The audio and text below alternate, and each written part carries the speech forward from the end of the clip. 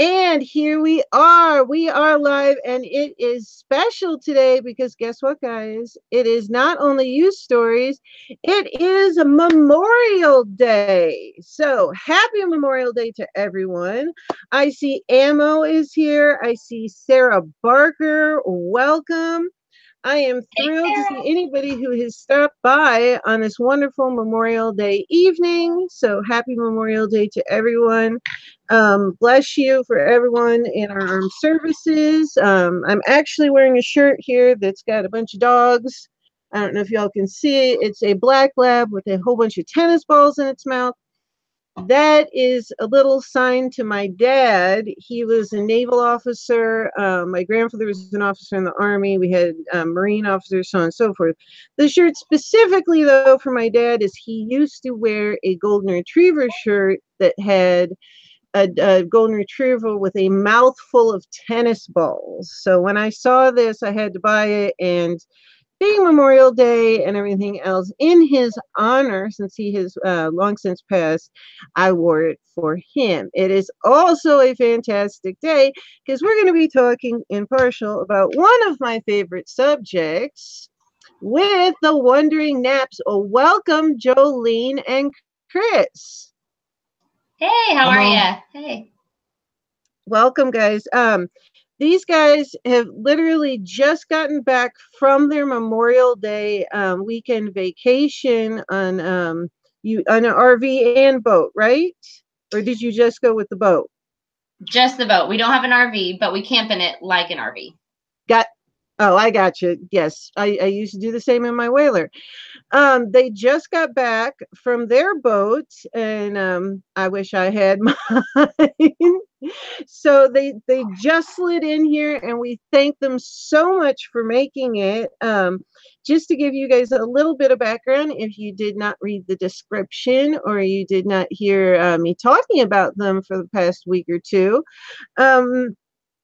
they are going to be, they're very, very avid boaters. If you haven't seen their channel, please check it out. It's linked in the description box below. As much as I can about them and a little bit of synopsis. They like to go on cruises. They love boating. They have four wonderful boys. What am I just talking about? I was just talking to them about it. Hello, Brainstall. We're going to blame the blonde again, even though I've only been blonde for a year of my life. But it's a good reason too.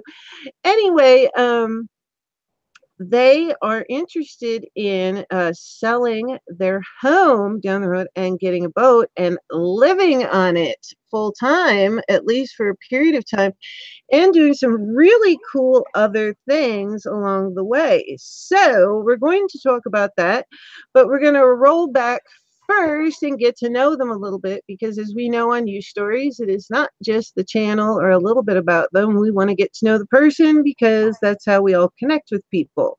And y'all know I love stories. So welcome, as I said before. So can I ask you, going back, how did you two meet? What do you want me to? Well, I guess I'll. So we met in second grade. Oh, wow. Oh, go ahead. And it's more interesting how our parents met. Go ahead. Our parents met when she would call the home phone, giggle, and hang up. And then her parents had to call my parents and ask her to stop doing that. And went from there. Yeah, I used to chase him around in second grade and tell all my friends, I'm going to marry him. And back in the day when we had regular phones with cords, I used to call and hang up, and he would not know it was me because there was no caller ID. But I was nervous. Yeah. So that's how we met, though, second grade. That is awesome. Yes, Frank is here. My buddy Frank. He says, Wandering Knapps, great to meet you for the first time. He is a wonderful supporter of the channel, and also my friend now. There's so many people that are awesome that I've become friends with on YouTube. It's just fantastic. That is so cool. So you met in second grade when your parents, when did you guys finally actually start to date each other? That would be the end of 8th grade. Because, in second grade, she was a girl. And Well, cooties, none girls of got that. cooties, man. Right? Of course, then 8th grade happens, and you start to go, oh, look at that. Girls are kind of cute. Yeah. So that was when we started dating. It was end of 8th grade, and all through high school, and they got married our second year of college. Wow, that is awesome. So now you guys are in Texas. Where did you go to college? Well, we're originally from Oregon, so we met and everything in Portland, Oregon. And after college, I just looked at Chris, and I've always had an adventurous spirit, obviously. Hang on. Yeah? Oregon State, to answer your question. Yes, sorry. Oh, We went to Oregon okay. State. And, after college, I just told him, I was like, just give me 1 year somewhere else, anywhere. But I don't want to look back when we're 50 years old and think, what if we would have tried something new? So we went to Oregon State. We're from Oregon, but that's how we ended up in Texas. Yep. That's really cool, though. Now, see, I totally understand adventure. I've lived all over the country and been to Sydney, Australia, and all over the place. I love adventures. So, I mean, I used to play a game. I had one long-term boyfriend we did live together where we both had Harleys. And because I have both my boat and motorcycle license. And I made up a game and said, we were decided we'd go out riding and, that maybe for the weekend. And I said, well, let's pick a direction, put stuff in our saddlebags that we have, enough for a change of clothes and whatnot. And then we would just ride in a direction like south, north, northeast until we hit something cool. So we used to do, it was really fun. So I understand completely doing adventurous stuff. We found a car show in Ocean City, Maryland one weekend that had something like 70,000 cars just wandering. So I especially love your name, the Wandering Knapps, because I like to wander. So what did you study in college? Just out of curiosity. Business. Yeah, she was a business major. She's got a minor in philosophy. Sweet. I did not finish. I do not like school. If I'm go ahead. It's not meant for everybody. I was just gonna say if I want to learn something, I'll go pick up the book and learn how to do it. It was funny because junior year we just got married between sophomore and junior year. She's in these upper level classes and she'd come home with accounting homework and she'd be frustrated and I'd show her how to do it. Well, I read the book. He knows it better than I do, but yeah, she learns to attest and got the piece of paper. Yeah, I read what I needed to learn and use it every day. So it's just different personalities, I guess. Yeah, he actually owns his own business while I stay at home with our kids. So who ended up using the information anyway? So. Hey, yeah, that works out. And I actually was working on my MBA with concentration in marketing in graduate school at 1.1 graduate school. Otherwise, I'm a scientist and artist, but that's really cool. And I understand his type of learning as well, because anytime I want to learn something, I pick up a book and just go learn about it. So that makes perfect sense to me. Oh yes, Angel says, my man, self-taught, great guy. And Angel's talking about having a wonderful weekend. Fantastic. I'm so glad. Thank you so much, everybody, for stopping in on your Memorial Day weekend. I did not even realize when we planned it until yesterday. Wow, I just planned a show for Memorial Day. Okay, we're rolling with it anyway. So thank you, everyone, for coming in. You are fantastic. But then again, we have some fantastic guests, as always. So if you don't make it and you come back to watch the replay, happy Memorial Day to you, too. We love you as well. So how long were you guys married until you decided to start a family? Oh, well, we decided to start a family a lot sooner than we had a family. That's for sure. Yeah. We were married, let's see. In 04. Yeah, Carter was born what? 08. So just a couple of years we've been married. We wanted to have kids, and tried, and doctors told us eventually we'd never have our own kids. It's just not going to happen. I don't know how detailed you want to go. I mean, that's my fault. It was me. My doctor said that you'll never have your own kids. And that was February 25th of 2008. Mm-hmm. And 2 weeks later, I was pregnant. Yep. All right. I mean, that was our doctor like, well, who am I to say who can and can't have kids? And then all of our kids are just 17 months apart. So after that, it was like, okay, well, here you go. I was going to say, when you said that, I said, well, I don't think there seems to be too much of a problem. Well, we weren't sure how long it was going to take, so we just kind of let nature happen, and something happened. We kicked her into gear, and there we go. Yeah. That's right.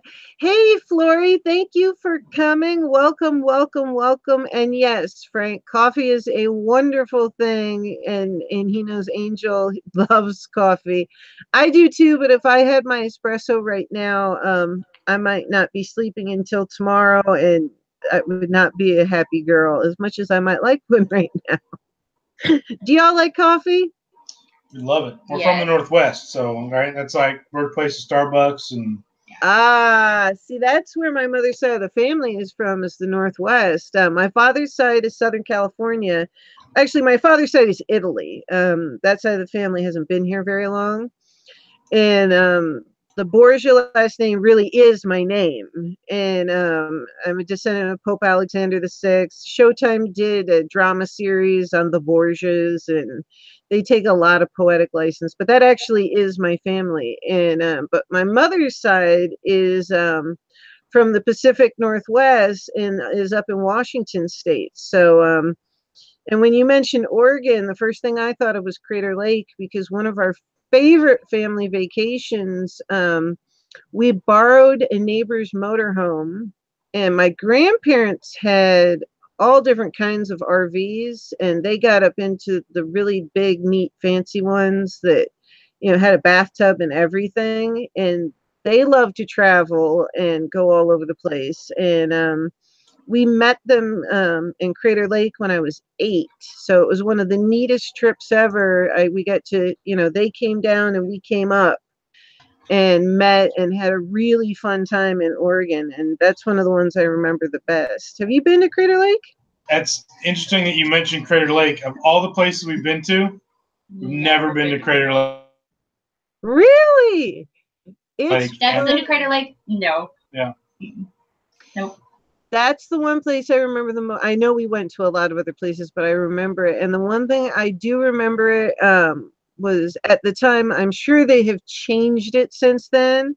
Hey, young Byron, thank you for coming, sweetheart. You like coffee, but not Starbucks. You're a Dunkin' Donuts type of guy.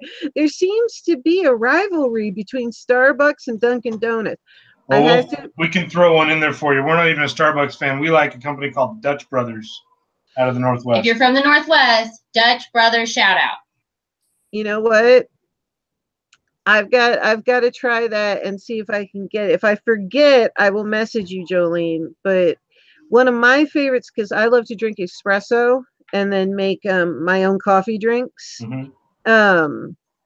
Because generally, unless I'm in New York City, which, I'm just, everything costs a lot there. But generally speaking, when I get up in the morning, A, I don't want to drive to go get my coffee. And B, I don't usually feel like spending $5 to $7 on a cup of coffee. I can do it myself. But to anybody who likes to, that's all well and good. I just choose not to. But one of my favorites is Illy. It's ILLY. It's an espresso you can get on Amazon from Italy. So it's really nice. And they also have, what is the other one? It's my favorite one to buy for decaf, because all the kids in my family, they don't drink cocoa. They like me to make them cafe mochas, peppermint cafe mochas. So you can tell, you know, it's an Italian family. All right. Hey, best friend in our thread, Ultimate Spike. Oh my goodness. We got all kinds of people rolling in today. You guys rolled in on the right day. It's not only Memorial Day, and happy Memorial Day to you, but we are getting to know the Knapps. And then they've got one heck of a story, but y'all know me. I like to get to know people before I dive headfirst in. But so wait, what was that you said again? I know I said that I was going to message you, but Dutch Brothers? Mm-hmm. Dutch Brothers Coffee. That's our favorite coffee up in the Northwest. They haven't made it here to Texas yet, though. All right, I have to look that up. See, I always keep my pen, and you can tell my notebook that has been. I mean, I believe you are in episode number 6, but this has taken off well enough that and I talked about this for a good month before I ever did it. And since it's a bit different from most interview shows and we do all the pre-production, I have learned so many things. It's great. Oh, best friend, that is so sweet. We are here for you. Thank you, best friend. I'm going to do the thing I always do for best friend. I know you're not at work, honey, but I see you. You have to understand, Jolene and Chris, best friend of my thread, Stephanie. Normally, when she comes in, she's at work during the week, so she will turn on either Lady Borgia Live or You Stories. Both are my 2 weekly shows. And Lady Borgia Live, I'm on my own. I do news, announcements, whatnot. Which, by the way, if you ever have an announcement about your channel, something fun in your life, email me. I love doing announcements about what's going on. Yes, Angel, that would be fantastic. Please tweet this out. That would be fantastic. Yes, best friend, I see you. Fantastic. But she's usually at work, but she comes and she watches anyway, even though she can't see it. So I always usually I type it in and I say, I'm going to do it. And I mouth, I see you, best friend. It's just become a thing that we do every single show. It's silly, but what the heck, you know, if you can't be silly and have fun in life, then what can you do? I love that. But that's one thing we love about YouTube is we started watching other people doing what we want to do so we could learn. But we've met a lot of friends through it. And we've actually we were on a cruise, which we have videos of. And we actually met a family that we found on Instagram. And we ate dinner with them and hung out with them. It was really cool. That is so much fun. No, I totally understand that. I got on here now it's almost 4 months ago. It was February 7th. I started at Christmas time. I did 2.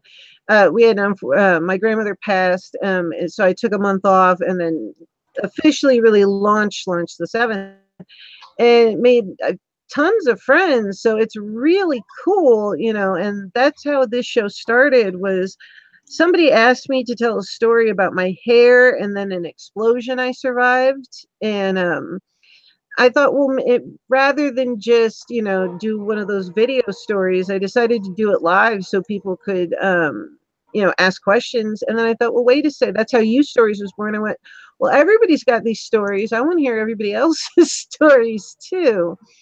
So, and it was also a way, you know, all my live shows, I encourage people, both viewers and creators, because for years I was just a viewer. My channel says 2013, but you know, I wasn't a public channel until a couple months ago. So I thought, you know, it'd be nice to have a place where people can come, and whether you just watch or you also watch and create, that you can get to know and, you know, make friends with people. But rolling back over to you, and you'll see as you talk, people will start telling questions, asking questions, and they'll also start telling stories in the chat, which we do encourage. So it makes it fun, kind of more like a whole group conversation. Hey, Nathan likes drums. Nice to see you, sweetheart. So I know you went up to Oregon. You came down to Texas for a year to change scenery. How did you end up staying in Texas? I never wanted to live in Oregon, so I was willing to live anywhere else. But after about 7 months of living down here, he was like, all right, let's just buy a house. I think Chris is always ready to settle down and start the next stage of his life, and I'm just ready for an adventure. So once we were here, he was like, okay, well, I don't want to be adventuring every year. Let's just settle down, and we're here, so let's do this. So does that sound right? Yep, it's about right. It was just everything's very expensive on both coasts. I'm sure you're familiar with New York and California, and all the Californians move up to Oregon, and that whole West Coast is super expensive to live in. Of course, I've lived in the two most expensive places. Yeah. Southern. Yes, you have. Yes, Santa Barbara, and right. I live at the beach, right below New York. So there you go. But we got to Texas. I came here for a business trip and realized just how affordable and all the opportunity that's available down here. And there's no state income tax, so we got like an instant raise by moving from Oregon to here. Wow, I didn't know that. Yeah. So it's just we can actually afford to raise a family here, and Jolene can stay at home. Versus if we lived in Oregon, we would have both had to work, and we would have been probably stuck in a little condo. I mean, it was. We sold a house that was built in 1955, and it was 800 square feet, and we sold it for $145,000. Moved down here to Texas and bought a 1,600 square foot house, so twice as big, brand new, never been lived in, for 125. And just whoa! You bought something for 125,000? Yeah. Well, it does seem crazy now in this market, but this was no. We still have houses in 15 years Texas that ago. are less than $100,000. Yeah. Livable houses in okay in areas. good areas. Yeah.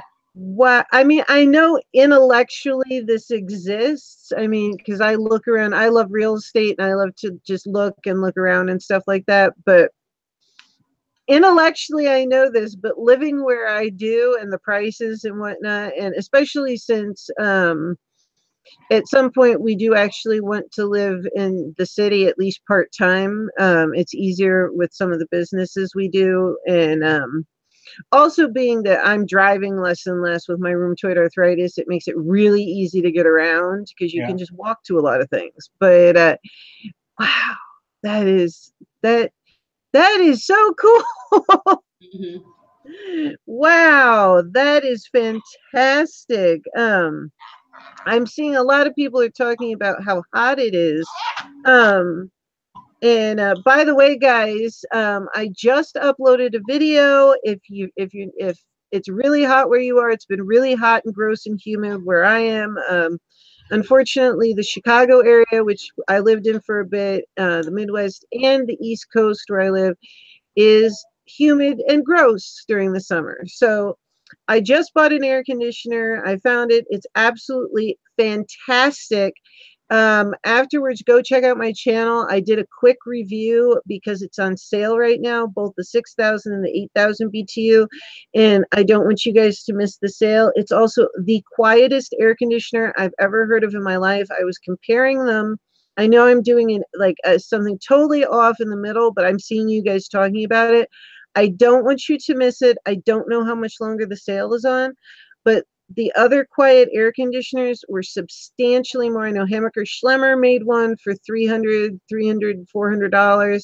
I mean, these are down at the level of regular air conditioners, but it's like the quietest thing ever. I sent Frank a video, and now there's a video up on my channel that I rushed to get up there. So, oh, cool. And Frank says, perfect. I comment on that video, planning my purchase very soon. Yes, Frank. Awesome. Yeah, I sent Frank personally one before I could get the video out because Frank was melting during his visit on this show. We had hashtag Frank is melting, the poor guy. And this, I can't even believe it. And the price for it, $249 on sale. And that's the price of a regular air conditioner. So I had to share it with everybody. So guys, definitely go check that out. And thank you so much, sweetheart. Oh, and Divine Tiffany, wonderful. Glad to see you guys. So let's go back and roll back to what we were talking about, but definitely check that out so you don't miss the sale. So y'all are hot and dying. I hate to see that. because your girl is comfortable now, and you can actually film with the thing on. It's that quiet. It's absolutely amazing. So, I love the fact that you guys balance each other out with, settling and, adventuring. I think that's just like the coolest thing ever. We were talking about couples the other day on Lady Borgia Live, and that's where I do a show, like I said, announcements, I do chats, story times, vlogs, and then whatever people bring up to talk about, we talk about. We were talking about couples and the fact that I know Angel was saying, and so was I, that there's so many people nowadays that want to rush into a relationship. And I said, well, I think the best ones are where you balance each other out and you're best friends. Yep. And you guys seem to really balance each other fantastically and be like super best friends. So we were really blessed in the fact that we were best friends for years. Probably, I mean, we started dating 8th grade. So we dated solid for 6-7 years. And we were friends before that, before we started dating. Yeah, all through middle school, we rode the bus together. And then, since we've really pretty much only been with each other, we're blessed to not have any of that baggage either. That's so flippin' cool. That, because we were talking about that too, and it just, that's wow. I am stunned in like the best way possible, because we were talking about that, and it's just, believe me, you do not want to be in the dating pool now. That is just like, I think that story is an even better story than the one we're going to get to, is that you guys are blessed with having that and knowing each other from the 2nd grade. I mean, I don't know what could be better than that. We talk about how our history, we are each other's history. Like we grew up and lived through each other's history. So we don't have to go back and rehash, tell me about the last 10 years of your life. Mm-hmm. We were there. We saw it. What do you remember before 2nd grade, right? Not much. So. Seriously, that is the coolest thing ever. We were actually talking about how fast, because when I said how fast people rush things, it's gotten to the point where I tried online dating and I don't do it anymore. It's just not my style. I have a tendency, the long-term relationships that I have had have all been, not many, but the ones that I have had have always been with people I was friends with. Yep. That it eventually progressed over years. I am probably the slowest person on earth. My mother said, oh, God save the guy's got to have some patience. It's going to take a while. But, we were talking about different guys pushing things. And I was just telling these guys last week, I said, yeah, I went out to lunch with a guy, and he seemed like a very nice man. He was a venture capitalist, very successful, very intelligent, funny, except after we went out to lunch twice, mind you, he said to me on the way home, and I thought dating was supposed to mean like dating, getting to know one of each other. You might go to dinner here, or you might go to dinner here with somebody else, but you're just getting to know people. But apparently that doesn't exist now, because he said to me, and this was not the first time something like this happened, he said, well, I'm going to only be dating you exclusively. And I went, oh, Lord, I don't even know this man.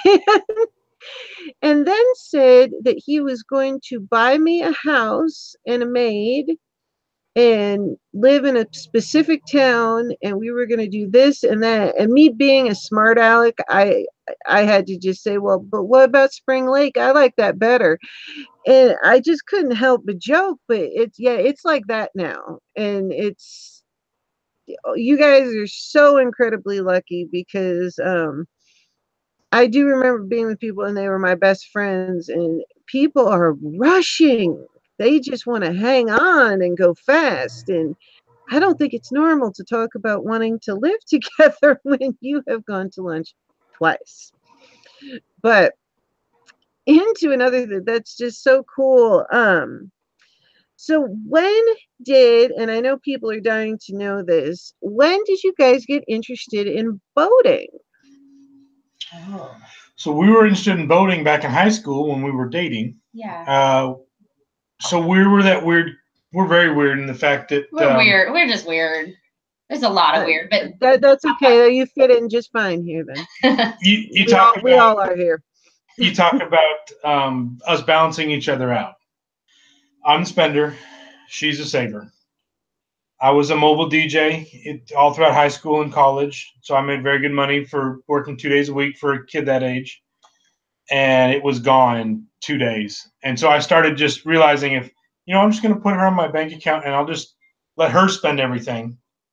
And by the end of high school, we were able to buy a boat. Because I'm not a spender. No. I said, no, you can't. No, don't take me out on a date. I want to save your money. Yeah. So that is awesome. So we were 18 and bought a little ski boat for a couple $1,000s, and we're able to, we were that, and all throughout college we had a boat. A little 18-foot ski boat. We go wakeboarding and water skiing, inner tubing, and that really was our first. We loved being out on the water. We enjoy every it. weekend. Yeah. Even after college, sometimes we just load up the boat with all of our friends and go down. We had a lake like 30 minutes. Oh yeah. For college. Yeah. Just go up after class and go boating all day.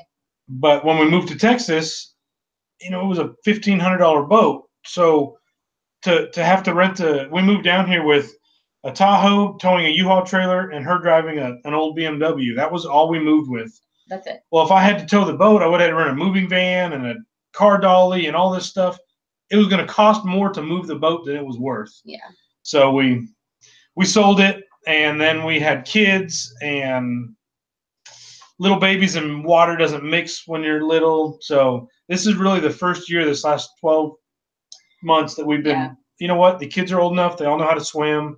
Let's get back into boating. So it was about a decade we went without boating. It was hard. And but yeah, I grew up on the water with my grandfather.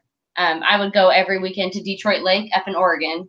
And then in high school and college, we would go boating. So that's kind of how we got into boating. And we always joke around, LBC. Life before children. Life before children. We were, LBC, we went boating and we were cool. And so we're finally so to go back on, because we've only ever dated each other and we don't have to worry about our past and, what'd you do this? What do you, this or that? We dream a lot together. Yeah. So we always think about the future and what do we want to do? And so we've always wanted a boat again with kids and this and that. So that's kind of how that started.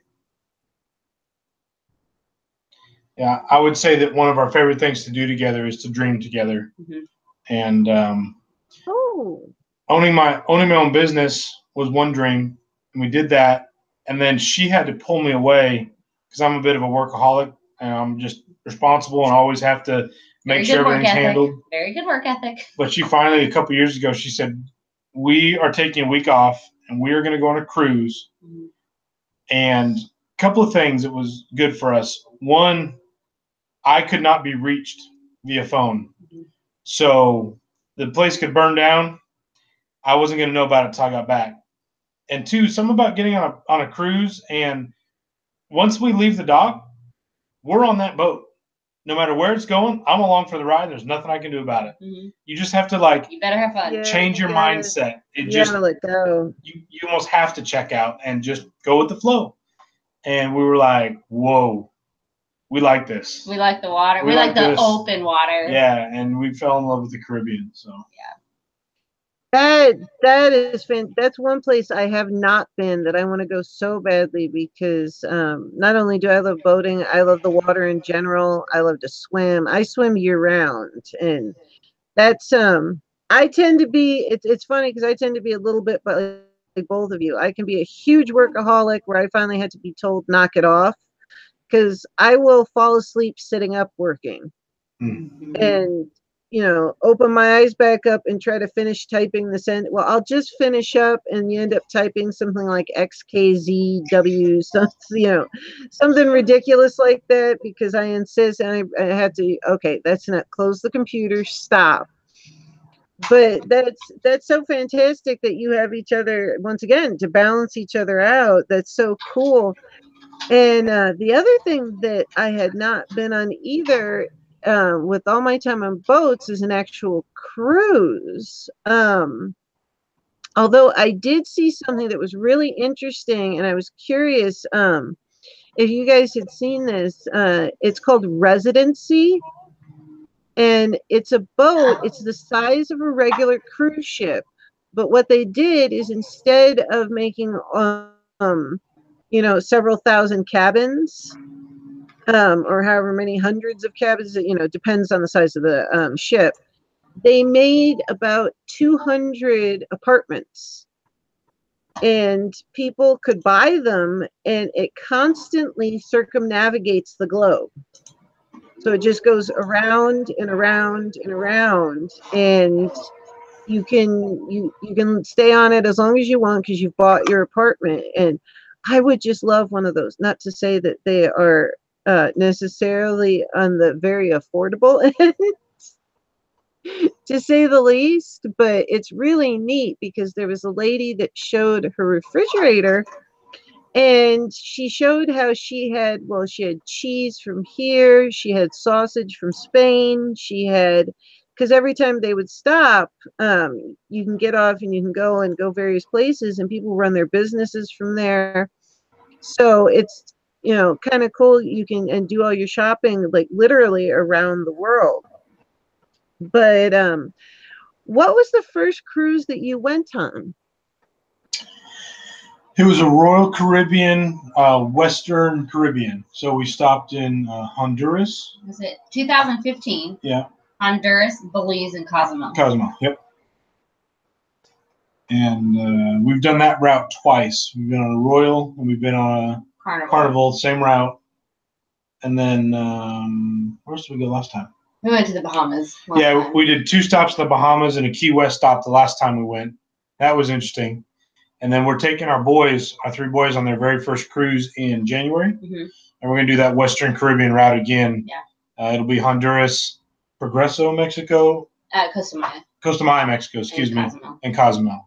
So we're curious to see how they take to that. Well, we fell in love with Honduras, specifically the very first time we went on a cruise, and that's kind of what got us started our dream to live on a boat, which we'll talk about in a minute.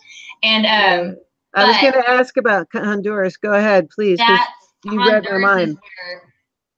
And our dreams have totally changed, because the first cruise we went on in 2015, we thought we're going to move to Honduras. We're going to live. We've even considered like buying a resort down there.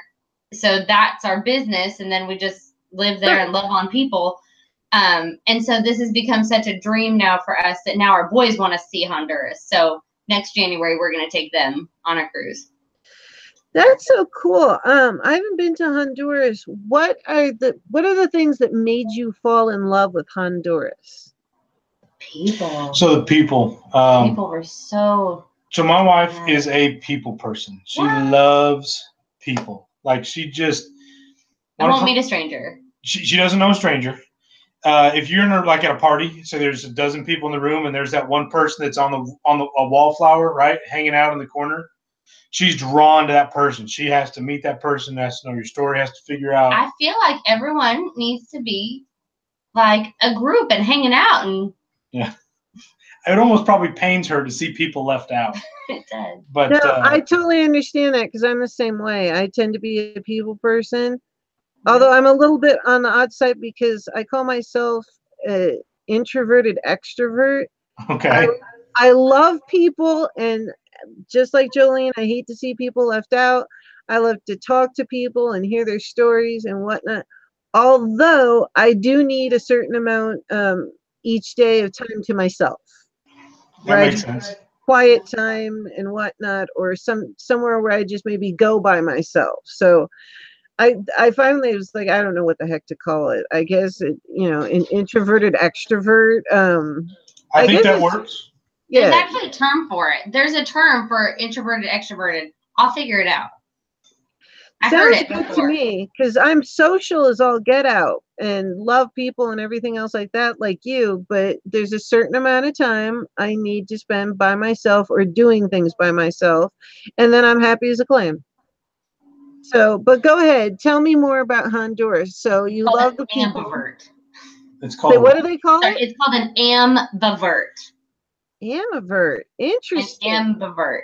Ambivert. I've heard that before because someone asked me if I'm an ambivert, and I'm like, no, nope, I don't thrive at all being by myself. Nope. So sorry. Go ahead. What was your question? I'm sorry. No, that's actually interesting. I want to write it down because I should have known that there was a name for it, but let me write that down. That's fun. Ambivert.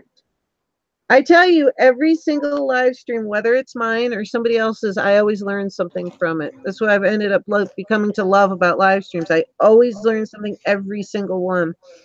But Chris, are you an introvert or an extrovert? You know what? I'm probably an ambivert. You're probably an ambivert too. Okay. I would say younger in life, I was an introvert, which is weird because I've always naturally been a leader. So I don't know how you can be introverted and be a leader. That's and then, yeah. Go ahead. And then I became a mobile DJ, which was really weird. Right. And so I was trained to be the life of the party.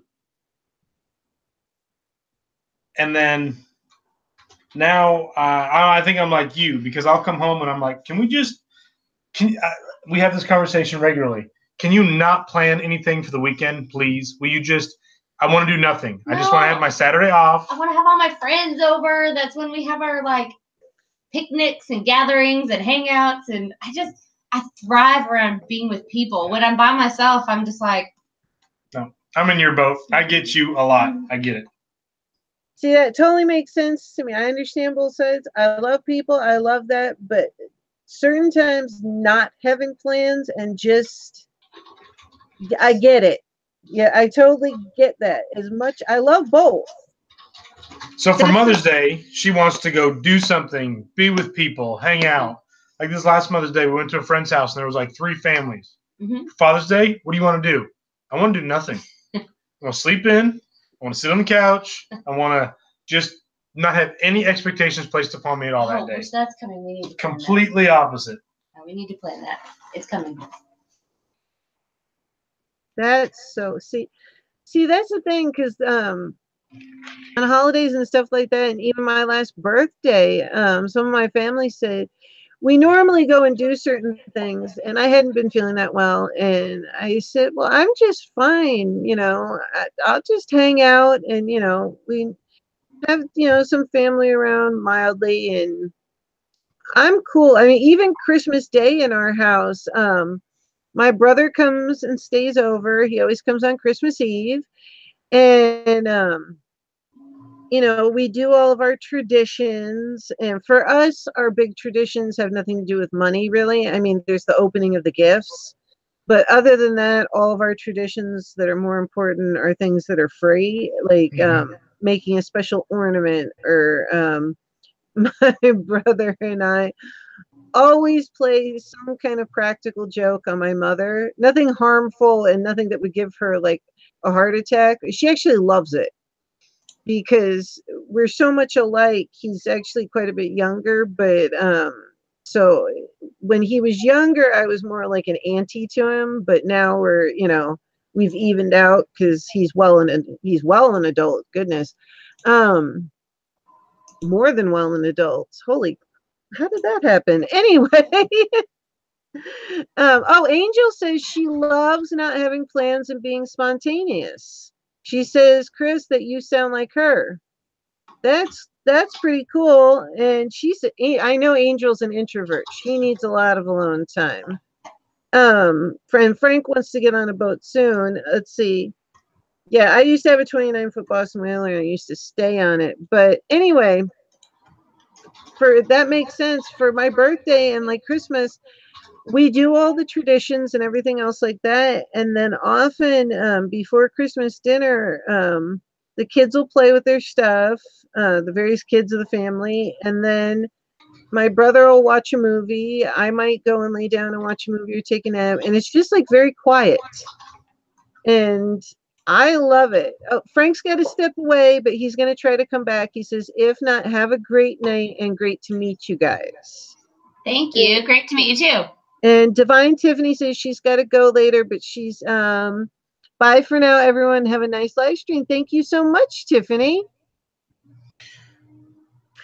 All right, so I think you had asked us why Honduras. Yes, let's get back to that. We got off the Yeah. topic a little bit, but that happens often in this I show, tangent. and Yeah, I you let did. them I take did. different directions with it. Go ahead. So, I tangent. Jolene is the queen of tangents, so we Yeah. totally get it. It's Yeah, okay. always. that's okay. And you know what? I love to let that happen on this show because it just lets things go. And you never know what else ends up popping up. So, It's true. So Jolene has a very because she loves people, she has a soft heart for people. And we were walking through a town called Cox and Hole in Honduras. Now the cruise ship doesn't go to mainland Honduras; it goes to the Bay Islands, okay. which are off the coast of Honduras on the northern coast. And Roatan is the main island that they go to. And Cox and Hole is probably one of the poorest cities on the island. Like third world. Yeah, Poor. and Gotcha. it docks right there, and they have their little place where you can buy stuff there right at the port. Very commercial. Well, we always try and get outside the port and try and see the real city. And Right. so we're walking down this main street, and it's interesting because people will have houses like right on the water there, and they've converted them to restaurants, and then the kitchen's across the street in the other house. And so they'll make no food, and you see them running kidding. across the street and serve you, and everything's super fresh. They caught it 3 hours ago, and Oh, that just made me so hungry, especially when you said caught it.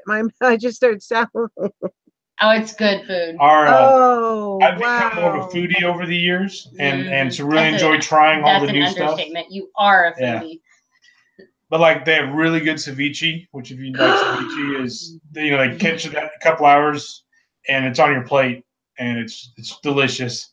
They have a thing called I am breadfruit. admittedly a huge foodie, so please, Yeah. yes, go on. Tell me. They had a thing called breadfruit, which we didn't know what it was. If you like carbs, but you want to eat healthy, breadfruit is amazing. It is kind of different. It's kind of got the consistency of like a potato almost, Right. but it is kind of carby, I guess. It tastes like bread. Did they deep fry yours or bake it? I think it was just baked. They cut it up and baked a little bit of salt. Looking at the history, apparently that was what they used to feed slaves. Like it's very high in protein and it grows all over the Caribbean. So and it's it was called one of those breadfruit. Breadfruit. Yeah. Yeah. And it's like in the Caribbean, it's cheap, it's high in protein, and you can live off it. So that's all the poor folks and back when they had slave trade, that's all they would get to cook. Here's your breadfruit, feed yourself. Yeah. And so it was but anyway, we really enjoyed that. But we were walking through this town and she was So we were walking through Cox and Hole and just a small little side street. I saw a little girl. She was what, maybe a teenager? No, preteen. 10, 11, 12, 13, and something she like that. was, now mind you, it's third world country, so we're talking just concrete buildings with like plywood with sewage running everywhere. Yeah, there's no drainage. I mean, you got ditches. Gross. Yeah, it smells bad. It's gross, and she's reaching in a puddle of water drinking. Lord! It was a downspout from the house collecting in like a little. It was like a pail or something. Yeah, my heart broke because in my head I'm thinking, I'm on a cruise where I'm going to go back to my cruise ship with a TV in every room. All you can eat, just crazy stuff that you never have at the house. And here you are serving me a meal and you're like your kid dying for just water. And my heart broke and I was like, that would get to me badly too. I understand that. Please go on. So when we went back a year later, and this time we were a little more prepared. And we booked a private tour of the island with a guy, and he took us all around. And we knew there was an orphanage on the island, so we visited the orphanage. And I'm a soccer player, so I took about a dozen soccer balls. I'd flattened them and took a little pump and to watch the kids' eyes light up, just with a $5 soccer ball. Just a little. Yeah. See, that's just so fantastic, though, because it's just even small things like that in countries like that. It just makes the biggest difference in the world. A $5 soccer ball. We were going through town. We visited the orphanages. We saw some of the tourist areas. We went back to Cox and Hole. The gentleman that owned the tour company that we were doing the tour with, he lived in Cox and Hole. and he always takes people by his place, and you can. Why did we go by his place? To drop off the soccer balls. Yeah. Oh, he runs a soccer league yeah. for the local kids, and so we why we took those balls was for him to give to the kids, and we're in his house. And Jolene, did you go to use the restroom or something? Anyway, they don't have windows. Oh no! When we were walking in through the gate, in fact, I'm sorry. I took a picture of it.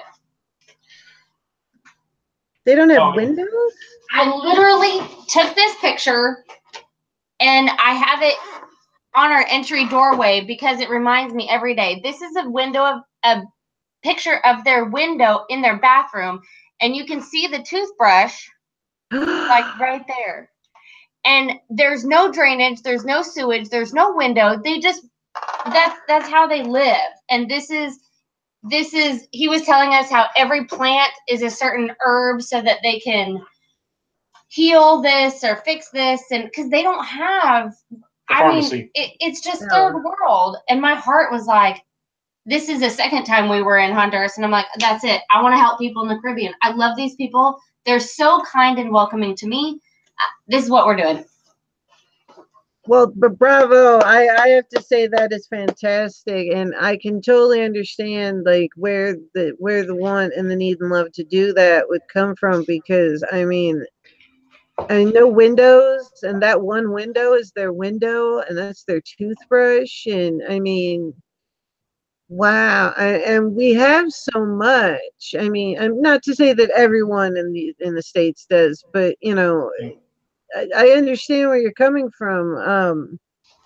That would really get to me, because you know, going back to the cruise ship, and I have not been on a cruise ship. I've been on yachts, but not a cruise ship. And you know, just cruise ships, the plethora of food that's always available and all the various things. I mean, the girls drinking from a downspout. I have to say that's absolutely fantastic of you, because I completely understand having it in your heart to want to fix it, you know, because the only people that are going to fix it is if you go do something. Otherwise, it's going to stay the way it is. But it's interesting how like God put on her heart the Caribbean. Like I went over to Moldova, which is over on between Ukraine and Russia. Ukraine and something else. And it's the poorest country in Eastern Europe. And we went over there to educate the orphans about human trafficking, because more people are sold into slavery out of Moldova than any other country in Eastern Europe. And for whatever reason, Joanne was like, "That's great, you go. It's not where I'm called. That's just not my heart." But I tell you, we showed up the Caribbean, and she was like, "This is where my heart is, right here. We need to do this." I love the Caribbean. And like you were talking about, you can go anywhere. You can go I go 15 minutes down the road, and I can find people in need. So there's people in need all over the world. Yeah. Oh, absolutely. But it's like this is where we're supposed to be. So that's what we're going to do. We're going to go serve and minister to the folks in the Caribbean.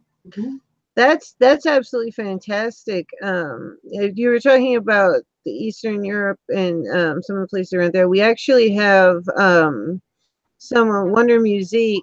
Sergey is a friend of mine that I've met through here, and we do a lot of projects together. He's usually here. He's probably sleeping right now, although he actually does make it to most live streams, even though he's 7 hours ahead. He lives in Latvia. And he tells me a lot of the stories of, you know, the stuff that's going on over there and all the various stuff. But you definitely, you know, going and ministering to where your heart is makes sense. Angel here, she ministers to incarcerated women. So awesome. That's really cool. Yeah, I know she absolutely. In fact, she's got 2 books, A Turn in My Belly and Poke the Bear, which she has written to be available to people in her absence. And she doesn't actually make money off of them. Any of the proceeds go just back into making more books. And She said to you guys, she said, try to join an organization that is in Honduras so you guys can help but also be protected. Which actually, that is an interesting point about your personal safety too, though. But you actually, let's get to the other part and then we'll go back into this, since I know the story but they don't yet. So now that we're talking about Honduras, we're going to get a little bit more into some of the other stuff. So why don't you tell them how Honduras has to do with buying a boat and selling your house, since we've gotten up to that point of the story? Well, goodness, I guess. I mean, our dreams and goals have just morphed a little to where we want to live in Honduras. We want to help the people of Honduras, but then why stop there? We want to help other people in the Caribbean, especially after the last season of hurricanes. Oh, our hearts were like, oh, we just want to go help and do something, and we can't right now. We're in North Texas. I mean, we can, but not the way we were hoping to. There's something different about, okay, let's give money, right? That's great. And if there's nothing you can do, you can give money. Absolutely. We are the type of people that would just show up and help you with whatever. You need to clear debris. You need to rebuild a house. You need to cook and feed folks. That we loved. She loves people. Let's be with the people. But then you're a business person. You're like, you're poor. Let's help you start. Anyway, we're getting too far ahead of ourselves. So. No, it's okay. I understand. I used to do work with Habitat for Humanity when I was in college and did a bunch of work with them statistically and otherwise. So I understand how the stories get, Please go ahead. So, I totally get it. So since our dream is kind of morphed, we want to help the whole Caribbean, and we're not sure exactly what's going to happen, where we're going to land, what islands we're going to do what. We were like, okay, maybe instead of having a resort on Honduras, we'll just live in a boat. And then maybe we'll just live in a boat on the island. Maybe we'll just live on a boat and travel around everywhere. So. Well, then we started watching sailing videos on YouTube. On YouTube, so it's YouTube's fault. And families that have either trying to circumnavigate the world or whatever it is that they want to do. Hang on, we got a visitor. This is our oldest son, Carter. Hey. Hey, hello. Oh, okay. So we let the kids bless you. Play with their tablets as a distraction while we're doing this. And they have parental controls where they lock at 7 o'clock. Well, it's 7:01, and they're both down here. Come here, Caleb. This is our youngest. This is Caleb. Hello, Caleb. How are you, honey? Say hi. Good. Good. That's my Come here, Chase. Come here, Bubba. So they want us to unlock their tablets so they can continue to play them. Gotcha. Hi, Caleb. I'm Lady Borgia. Nice to meet you. Say hi. This is our middle one. This is Chase. Hi, Chase. I'm Lady Borgia. Nice to meet you. All right, we're going to unlock your tablets, and you guys can go finish playing. We're going to finish our interview. I need my mommy hug. I need a hug. I love you. Love you too. Oh, y'all are precious. It's funny, as we film all this stuff, they have no problem hamming it up for the camera. In fact, Carter, what do you do with your camera? A lot of times, Carter, my oldest, right here, come in the screen. Carter will take his camera and he'll be filming. I filmed a whole video of just Carter walking through San Antonio because it was beyond precious. It's something I want to remember the rest of my life. Carter standing there. Okay, now we're walking down the street. Look, there's the Alamo. Look, there's that. There's that. I want to remember that my whole life. I love it. I love it. I love it. I love you too. I did. I unlocked them all. That's just awesome. That's just so cool that we have all the things that can record stuff like that now, because those are things you just can't get back. What we realized is their voices. Yes. Pictures are great. You showing me your violin? All right. Their voices change over time. Yes, and we Facebook. It'll pop up. Hey, here's what happened a year ago, and you get to watch that video of their voices. We've got one of our oldest where he's breaking green beans and putting them in a pot. So precious. And he sounds British with his accent or something back then. And every Oh year my when it pops up, it's our most favorite video. That's fantastic. Angel says, hi, Carter. Hi, Caleb. Hi, Chase. Thank She says, you. great kids. That's so funny you said that they had an accent. My mother told me that I went through different phases of having, I had a Boston accent at one point. I had various accents. And the funniest thing was she said that my parents had basically United Nations of friends. So we had, one of my best friends was from Japan. She spoke very little English, but we got along fine. And this person, that person, whatever. But the accents that I would pick up would be from people that we didn't have anybody from Boston around. And there was a few other places that she said, we have no idea where you got them from. And once in a while, I know part of my mother's family is Southern, but once in a great while that pops up. And you dropped a fixin' too, or a y'all? Sometimes it pops out of my mouth, and it's just the funniest thing ever. My mother goes, there she goes. So I don't, that's so cute that they do that. Excuse me, I'm sorry. I'm just getting over, I'd been sick. In fact, speaking of my mother picked up a flu, and she was trying to keep it away from me, but I guess I was around her just long enough that I picked it up. But I am feeling better ever since I got my new air conditioner. But anyway, once you get them all settled, then I'd love to hear more of the story. What were we talking about? Where was I? You guys were talking about how you chose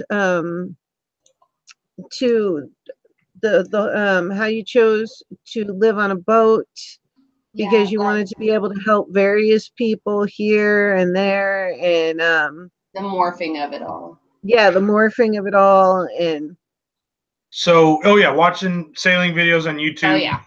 There we go. Yes, sailing videos on YouTube. That's YouTube. right. It's YouTube's fault. Yeah. So we started looking at that, and we were watching a couple of. We still watch a couple. We've got a couple we need to finish watching tonight. In fact, when we're off this, we're going to bring the boys down and we're going to watch two of the families we watch all the time. They just uploaded new videos, so we'll go watch them tonight. Oh, cool. What's their name so everybody else can check them out? One of them we watch is called Gone with the Winds, WYNN. I'll get it here. They're a younger couple. Well, no, actually, they're our age. Yeah, but they don't have kids. But they don't have kids. They seem a lot younger. So they seem younger. And they don't have the gray hairs that we have. That you have. Yeah, shush. And then the great. Thanks, Jolene, for typing it in. So they're interesting because their goal is just to travel the whole world. And they spent 2 or 3 years in an RV in the United States and North America, which was cool. Then they bought a sailboat, and now they just got to the South Pacific. And then wow. So tonight we have to watch how their whole passing of the Pacific. We're excited to watch that. That's a 3-week journey to go from Ecuador to the South Pacific on a sailboat. And are they under sail power alone, or do they have a motor?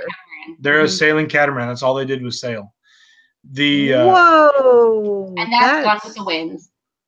Wow, I want to watch that too because it's pretty for cool. anyone who doesn't know, being just under sail power, you are at the mercy of the powers that be. I'm used to move when the wind says to move. Yeah, exactly. I know how to sail, and I grew up sailing and whatnot, but I tend towards motorboats. But wow, being under sail power alone, passing through that is amazing. So I will be watching them too.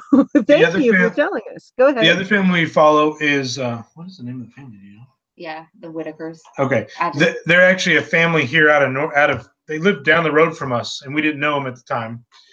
And they sold everything, bought a boat, and they sailed it all the way to Australia in a year. And they have 4 kids. They have 4 kids. And 5 kids. We're fast forwarding a little. We started watching this channel called Sailing Zatara because our kids were getting very nervous about our idea of selling everything to live on a boat. So we madly searched YouTube. Let's find another family so our kids can see that other kids are doing this too. So they've got 2 teenagers, and then they've got 2 kids, our kids' age. And then they got to Australia, and they flew back to Texas for the holidays, and they had a meet and greet. So our kids got to meet their kids. Yeah. And we'd have never done that without YouTube. Never known they were doing it. Yeah, YouTube's pretty cool for that. After meeting them, our kids were like, yeah, let's go sailing with their family. Mm-hmm. They want a buddy boat with that family. But our kids were interviewing them while the adults are having their meet and greet interview, Q&A. Our kids were talking to their kids, and it's funny the questions they asked. So when's the last time you went to Chick-fil-A? Yeah. And why don't you get your hair cut every 6 weeks? And just the funny questions kids ask is really cute. It is. We actually, wow. About December or January, we have a video posted on our channel of us meeting that family. Yeah. At that interview and some of the footage. So. Yeah, that's cool. Oh, I want to watch that. I'm gonna have to watch that. I tell you what, I mean, ever since I started being more so a creator. I've got 2 lives per week and a bunch of videos and whatnot coming out. And I finally made myself a 3-ring binder with 8 sections to keep myself straight because I have too many ideas where I had to pull myself back. But yep. I'll tell you, ever since I started on the creator side of it, it is just fantastic, the people you meet. And that was one of the reasons why I wanted for my shows to get a lot of the viewer community involved too, even if they never ended up creating something, just so they realize the people that they could end up meeting on YouTube. Because I read the terms of service and excuse me, I'm sorry, the community guidelines a lot, just to make sure that I'm keeping within the lines, because I do not want to get in trouble with my channel. I put too much work into it. And it's interesting when I was reading it that it was originally set up to be a community like this. And I think maybe they kind of lost sight of that for a while, but they saw advertising dollars, and money does that, right? Right, exactly. And the whole quote unquote apocalypse seems to have brought things back around in a positive way, where people are joining together more so and making friends and making it more of a community again, the way it was supposed to be. So it's a nice thing to see, and that people are getting more interested. Hey, Cressa, what's up? Good to see you, honey. That, it's cool to see people getting along, and because I mean, there's room for everyone on here, and that's fantastic, because without this, how would you know and have something to show your sons about what it might be like and have somebody else to talk to about it? Well, we can learn so much. Yeah. Like that's kind of one of our goals as we experience something. We're not perfect. Mm-mm. We don't have it figured out. Mm-mm. And we may or may not do things right or wrong or make mistakes. And Sure. Maybe you can learn from us, right? Yeah. And on our way back from today, we kind of said, okay, here's what we learned this weekend. We filmed it as we were in the car on the way back, because I-35 is under construction, and a 3-hour drive took us 5.5 hours today. So. Oh, ouch. And y'all came on after this, so thank you so much. I really appreciate that. We pulled up to our house at 5:29, and I was like, she's going to call me in 1 minute. I've got to run inside. Well, I really appreciate you guys coming on, and believe me, a lot of people will be watching this. We get a lot of people that come in after. Cool. I know today is slow because it's Memorial Day. We usually have quite a bit more viewers, but they will be coming and watching once they're done with their Memorial Day events. And a lot of people are going to find this really, really cool, believe me. Can I tangent off of that real quick? Yeah, sure. Go for it. We're all about that on this channel. Go for it. So the cat is not the tangent. Leave the cat alone. So you talk about, people and being real and not having it all figured out. And we love that about some of these families we've met on YouTube. And one of the things that we have a passion for is marriages. Mm-hmm. And we teach a marriage class twice a year. And that is where, when you go to like a group of friends, possibly church, possibly a club or wherever you go, neighbors, and everybody's like, "Hi, how you doing?" "Oh, I'm doing great. Everything's perfect. Thank you so much." Yeah, the polite answer. Yes, yes, and you know, through our class, we kind of lay out all our skeletons. We say, "Look, we're not perfect. Here's what we're working through. Let's sit down and talk about it for the next 8 weeks." And I tell you what, when you get past that surface level and go deep with folks, we're all messed up. We're all weird. We're all weird. Oh, We heck all yeah. have struggles. We all have the similar issues. And, you know, we get a class of 10 couples together, and it's amazing.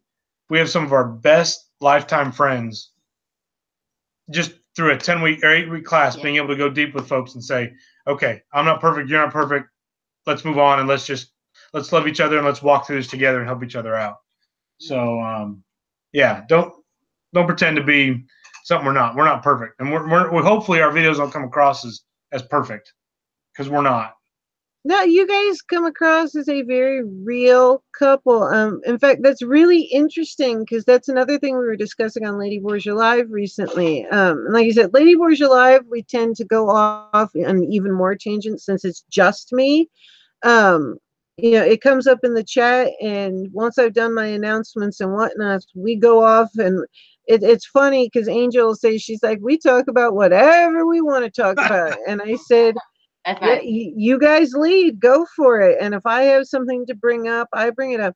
And, you know, off on that subject, I find it really interesting. I brought this up the other week on that show.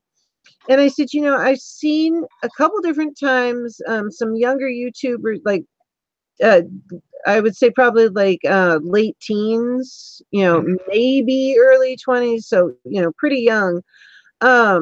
Talking about how they want to start to become who they really are on YouTube. And I'm like, okay, well, that's interesting. You know, what does that mean to them? And, you know, does that mean you're going to act more how you really are, you know, in your regular life? Or, you know, what does that mean? And it's interesting because it seems to be a bit of a confusion between being who you really are and acting as, you know, none of us are perfect. You know, we all have our things, you know, we're all learning. I mean, I hope to God we're all still learning, because if you stop, you know, that's when you got a problem. That's when you're in trouble.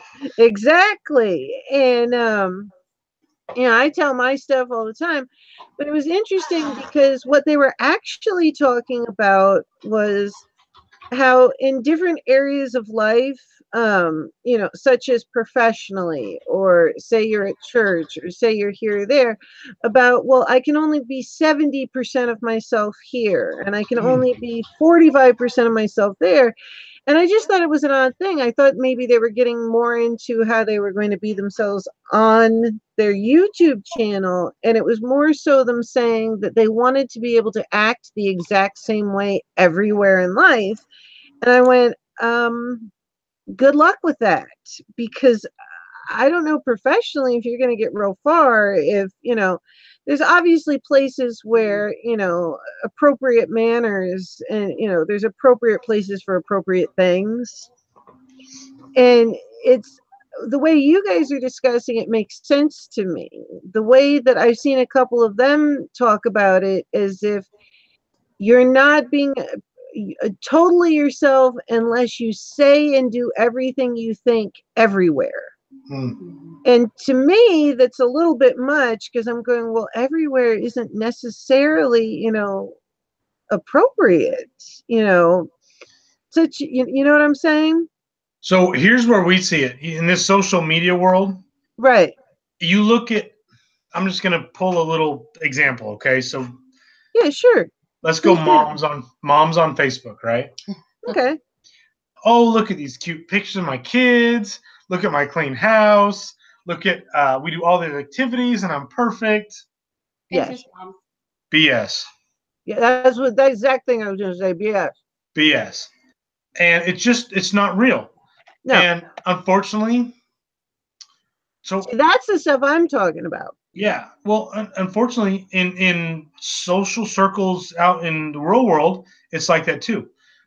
We go to church every weekend, all right? It's who we are. It's what we do. We have this thing, this terminology, we call it church fine. You walk, you go to the service, you listen to the preacher, you sing the worship, you walk out of church, you see your friends. Hey, how you doing? I'm fine. Are you fine? Or are you church fine? Church fine is that face that you put on that says, I've got it together, everything's okay. And we have had several friends that have said, you know what? I'm church fine. Great. Good to know it. Now's not the appropriate time. I'll call you later. Exactly. And that's what we can. And these are folks that we've gone deep with. We understand. We know. You know my junk. Here's your junk. I love you anyway. It doesn't matter. So let's just get on with it, right? What are you going through right now? We'll walk through it together. I'm not going to judge you. I'm not going to think you're weird. It's just exactly. We all have it. And you know what's interesting is until we started teaching our class where it like forced us to do that, we were as bad as anybody else at being church fine. Oh, sure. And then once we got past it and we got real with folks, we're like, oh, this is way better.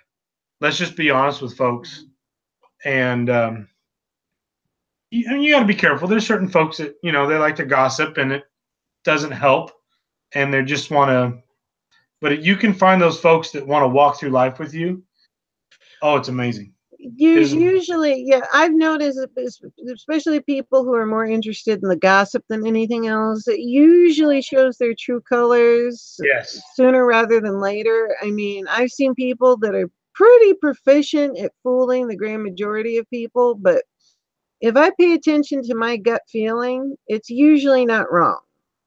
Yep. But and I listen to it because and I'll hear people, oh, isn't so and so is so wonderful, and I'm not going to blow somebody up because it's just it doesn't do me anything to do so.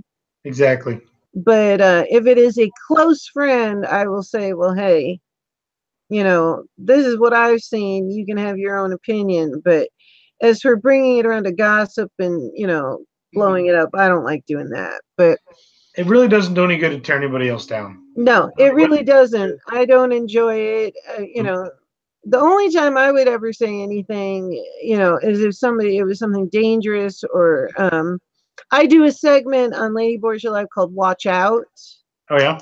And in fact, it's unfortunate that I had to start doing it, but I really would. The weeks that there isn't one, I'm actually very happy about it because I'd rather talk about. We get into talking about things, and in fact, we're planning on having a discussion about single people and single life and stuff like that. And it'd actually be really interesting to have you guys available too, if you'd be interested at some point, to have also a discussion about couples, but that's a whole nother story. Don't feel you have to answer now or anything else like that. Hey, our heart is for marriage and couples, so if you want to talk to us about marriage and couples, I'll be there. That would be fantastic sometime to have you guys for that. But it's interesting how some people, they definitely are not necessarily straight with things, and I'm not much for that. Oh, the watch out thing, that's what I was telling you about. Sometimes when you're doing live, the brain stalls, but I started doing it out of things that I did not want other people to get hurt with. And like one of the first things was so it was like, hey, I went through this experience and I got hurt. Watch out. Is that what you mean? Well, it's actually it started out with something that happened to a friend on YouTube, the dislike bots. He you know how you get those spam messages from people and they say subscribe to my channel. Once you do, I'll subscribe back to you. Trust me, or something weird like that. And usually I just ignore those because anybody who tells me, subscribe to my channel, subscribe to my channel. I'll subscribe back to yours once you do it to mine. Trust me, that just does not sound on the up and up. That sounds strange. If you wanted to subscribe to my channel, you would. It's a little bit odd. Oh, thank you so much, Angel. She says you're doing great. We know you're getting over a virus. Yes, that's true. Thank you. You can tell I'm eating my mints and I have my chloroseptic. what happened to her is she interacted with one of these people and she was trying to be reasonable. And she said, listen, once I see you around my channel participating, I'd be happy to, support your channel. But she'd never seen them around, whatnot. And they ended up calling her some nasty things, very unpleasant. And then all of a sudden she had 150 dislikes in 1 second. And I said, that's horrible. And I looked into it, and there's such a thing as a dislike bot. What people do is they build a bot, and it has the capability of putting 50, 100, 150 dislikes on you at one time. And I looked into it closer. I said, I want to do some research on this. And we reported it to YouTube, and YouTube knows about it. But it's been around. I found videos of people complaining about it and talking about how to avoid it since 2011, 2012, 2013. So that was the first thing that I did on the Watch Out series was, hey, watch out. So stuff like that. And then unfortunately, I also had to do one for World Fibromyalgia Day. There are people that claim to be affiliated with certain organizations, and for most organizations to officially be affiliated and be able to use the logo and everything else, you had to get written permission. But they'll say it and word it just so it's like, oh, we're supported by such and such, and they'll list out a bunch of things. Or they'll ask for donations, but it's not through, like, say, a CrowdRise fund where it's legitimate. Or they'll claim, oh, well, we have a special thing. We have a special event through, such and such organization. But when you go and check back to it, anybody can write an event on that. All you have to do is have an email, sign up, and anybody can do it. But it makes it sound much more official than it really is. And it's people taking advantage of those days, whether for money, YouTube watch time, so on and so forth. So that was the second watch out. So it was things of those natures that, I would prefer not to have to say something. But it's, literally, hey, watch out for this, if you get what I'm talking about. And generally not against one specific person, but, a group where we see, something distinctly happening. And a lot of people said, thank you for telling me, I hadn't thought about that. You see a name and you think, oh, it's okay. And the dislike bots, I warn people, hey, if you get spams like that, either just block them or erase them, because they can really do a lot of damage to your channel. Because it turns out that the dislike bots, I don't have very many dislikes on my channel. Most of the people don't, but apparently it does affect how YouTube puts up and suggests your videos. Yeah. So, it can really be damaging towards something that you've worked towards. So that's the kind of stuff that I'm talking about. Last week, I had nothing to watch out. So That's good. That's good. I was happy, but that's the kind of stuff I'm talking about. And I like what you're talking about. No, church is not the place to suddenly spill your guts, right in the middle of everyone. But you found a way to say, like, no, I'm not cool right now. I want to talk about it, but let's talk about it when we can get to a place where we can let our hair down and talk about it, which is what I always thought. But I guess with some of the younger people, it's, I guess supposed to be all the time everywhere, which is a little bit of a foreign concept to me. I'm all about being yourself, but there's certain places I think to do it, where you might not want to be doing that in front of people you don't know. Yeah. Well, we've noticed that when people are hurting, they distance themselves. So if you've got a friend, hey, I haven't seen him at our regular get-togethers. For us, I haven't seen him at church. You need to reach out. What started us on this doing the marriage class, we had some good friends, and all of a sudden we found out one day they're like, we're getting divorced. What? Wait a minute. That happens. I get it's their marriage, but it's like, for whatever reason, our heart said, we didn't get a say in this. I didn't get to pick this. You're both my friends. I didn't get to choose what happens. That's happened to quite a few of my friends, and you're like, whoa.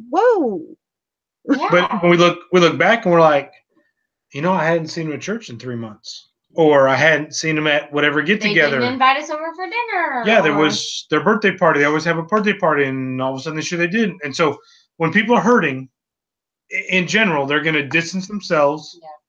They're going to deal with it, aka divorce or whatever they're going to do, and then you're going to find out about it.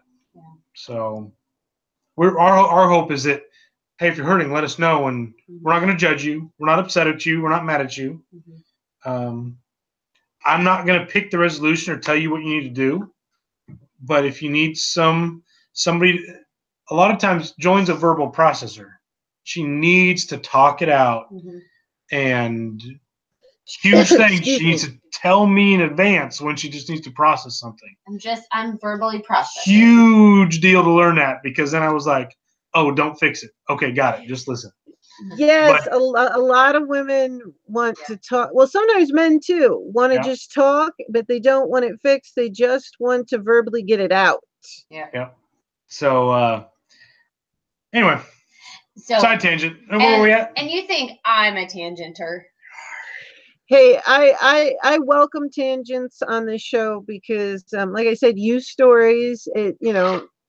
Everybody has stories, and if one story comes off of another story and it just comes organically, then that's why I'm all for letting it go the way it goes. And there's always, like I say to people, go for it. And sometimes we go off on a tangent when in the chat, or I do it, or whatever, because I said, hey, we can always bring it back around. But that's right. That's what I like, and that's how I do the show a little bit differently. Bless you. Thank you. Is just allowing it to go organically where it goes, so people can actually get to know the people. And like I say, we talk about people's channels, but it's not the sole purpose of it.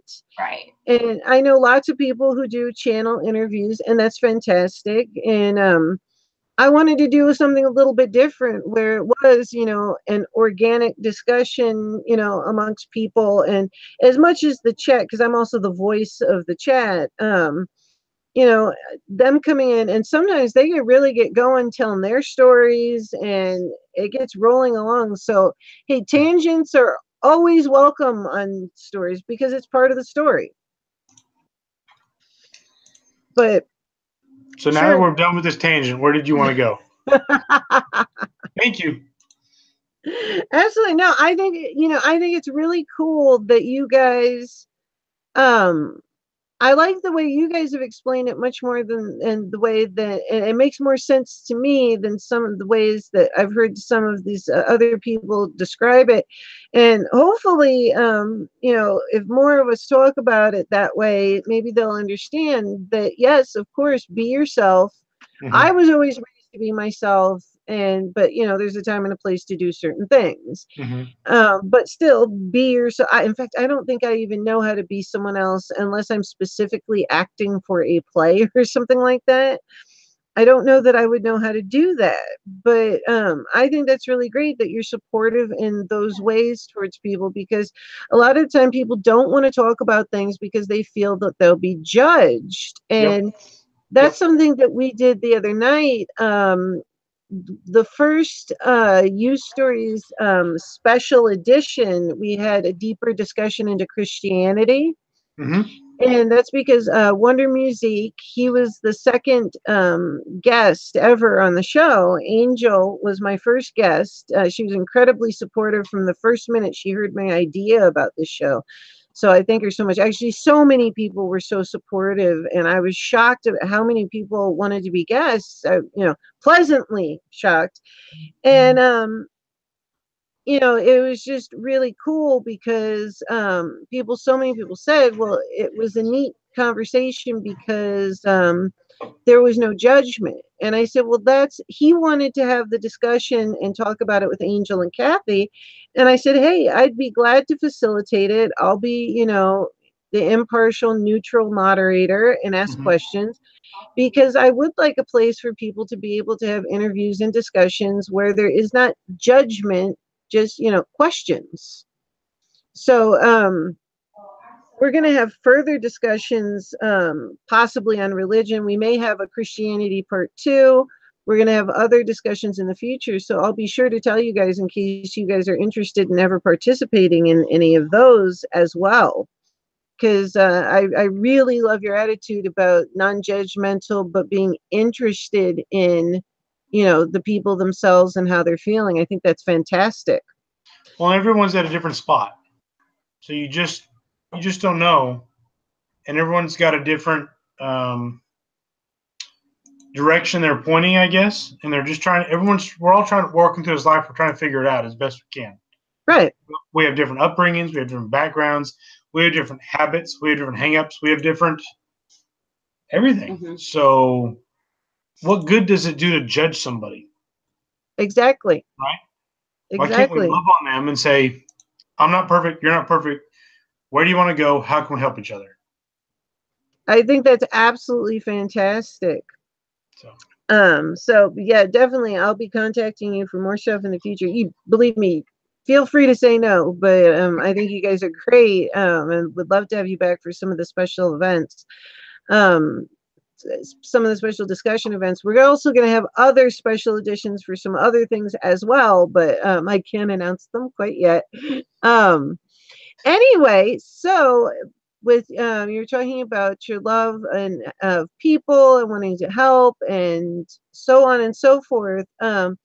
Now I saw you guys looking at boats, and I believe you said you were looking to get approximately a 60-footer. So what you saw us looking at was just a Houston boat show last winter, and that was not for our boat that we're going to buy next summer. That was for our current boat. We were looking for a GPS system.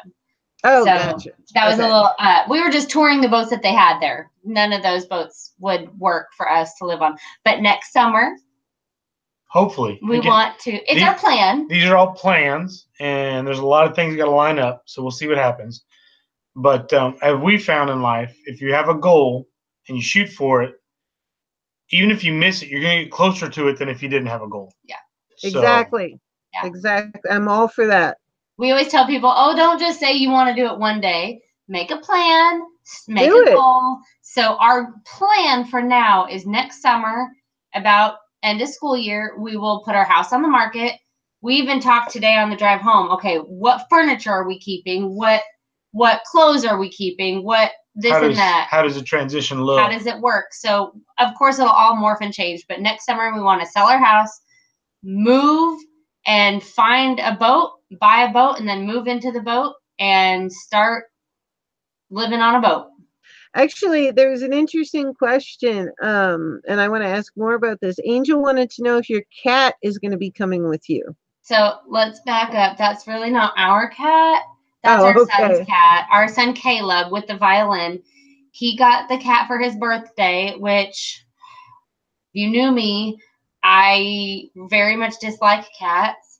But he's been begging for a cat for like 2 years, and he wants to be a vet when he grows up, and he used to be scared to sleep by himself. And so we finally got Cheddar is her name.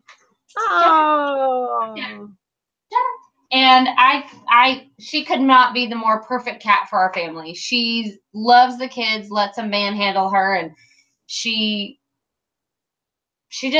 perfect for our family. She understands. She looks at me in her eyes, and she literally, I swear, she's telling me, I know, Caleb is my meal ticket. I know. They do. They talk. Cheddar. So will Cheddar be coming along? Yes. Cheddar will come on the boat. Yeah. Awesome. Yeah, I've seen cats and dogs live on boats and stuff like that. Yeah. What are you looking for? If you could, if you could find in, the range that you're looking for, the perfect boat, what would it look like to you? So we've been shopping around and we toyed with the idea, do we sail? Do we motor? Right? Right. That's the big question right there. And sailboats have engines. A lot of people don't know that. They usually have an engine because you can't come in and out of port usually without an engine. Right. The sail is for the long, I'm going somewhere. Exactly. One of my goals is to be able to continue to work remotely, and I may or may not have to be at a certain spot, at a certain location, and so for us with a sailboat, you're kind of at the whims of the weather. Oh, absolutely. I mean, even with a backup motor, it's a lot different. Well, now, and then going back to when we first met, and I'm the saver, he's the spender. Financially, it seems like it'd be more expensive to motor, but I feel like all the boats we've looked at that are sailboats and the cost of the rigging and the sails and the initial purchase and then outfitting it to have exactly how you want it and the solar panels and the water maker. And you can buy a lot of gas for that amount of money. I kind of relate it to buying a hybrid car. A hybrid car versus just a regular old car. It takes a lot of gas savings to make up for that older car. So anyway, so that's why I think we kind of decided motoring is actually probably a cheaper option for us, as well as more convenient for Chris. Yeah. Oh, I think so. Hold on one second. Hey, Jaded Diva, my buddy, so glad to see you. You have come in on an absolutely fantastic conversation in episode 6 of You Stories. This is Angel. This is Jolene and Chris, who will be selling their home approximately next summer, and they're going to be buying a boat to live on with their boys to go and sail around and help various people in this. So that's where you've come in on. So I'm sorry, go ahead. What were you saying? So we're, with a family of 5, we need to have enough room for everyone to live. We need to have a full-time living board. We need a decent kitchen. I'm gonna show a picture. Yeah, you need a decent galley. Yes, that's the boat that I think I like. It's a Carver 570. So we're looking at a Carver 570 is what we're kind of looking for. They have one that's called a 530 as well. It's a little shorter. But they're used. They built them in the late 90s, early 2000s. So how long is how many feet is a Carver 570? It's 57 feet. Yep. And it's a 3-bedroom, 2-bath with a laundry machine. I mean, it's got everything that an apartment would have. Mm-hmm. Oh, all right. So for anybody who doesn't realize, on a boat, a bedroom is called a stateroom, and a bathroom is called the head. Mm-hmm. The head. And just a few other terms. Yes, the kitchen is the galley. The back of the boat is the stern. The front of the boat, you've got fore and aft, stern and bow. Right side is hello. I know, starboard. port and starboard. Hello. Where did my brain go? I grew up on a boat. So just a few little terms for anybody. So just to tangent with that, although we had a boat in college and I used to go boating with my grandfather all the time, I joke about this all the time with Chris. I'm like, I need sticky notes on the right side and the left side. Well, there's someone at our door. But I need sticky notes to tell us which direction is starboard and aft. And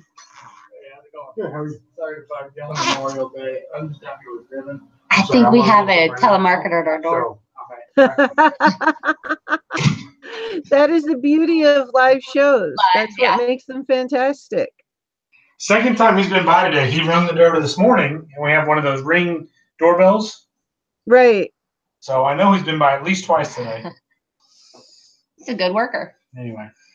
Anyway, so yes, that's I know the terms, but I still am like, which direction is the port? Which direction is Yeah, but once you're on it and living on it, you're gonna pick it up so fast that midship. It's gonna be so quick that you probably won't need notes for very long, if at all. You're gonna be just a part of your life. That's a good question.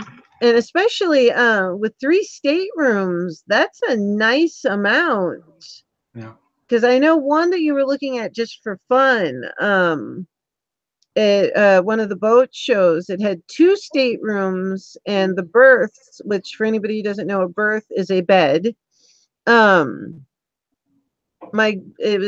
only did my father was in the Navy, and then we had tons of family who loved boating and whatnot. And then my grandfather, when he retired, he was one of those people that was terrible at retiring.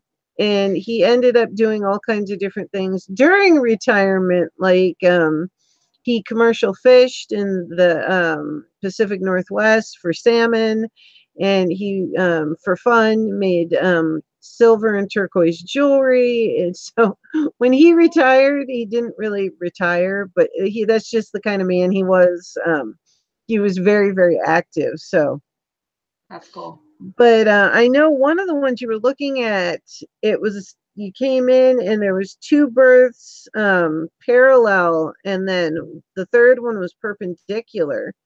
So having 2 for the boys, that makes it a lot, that gives a nice amount of space, so they're not on top of each other.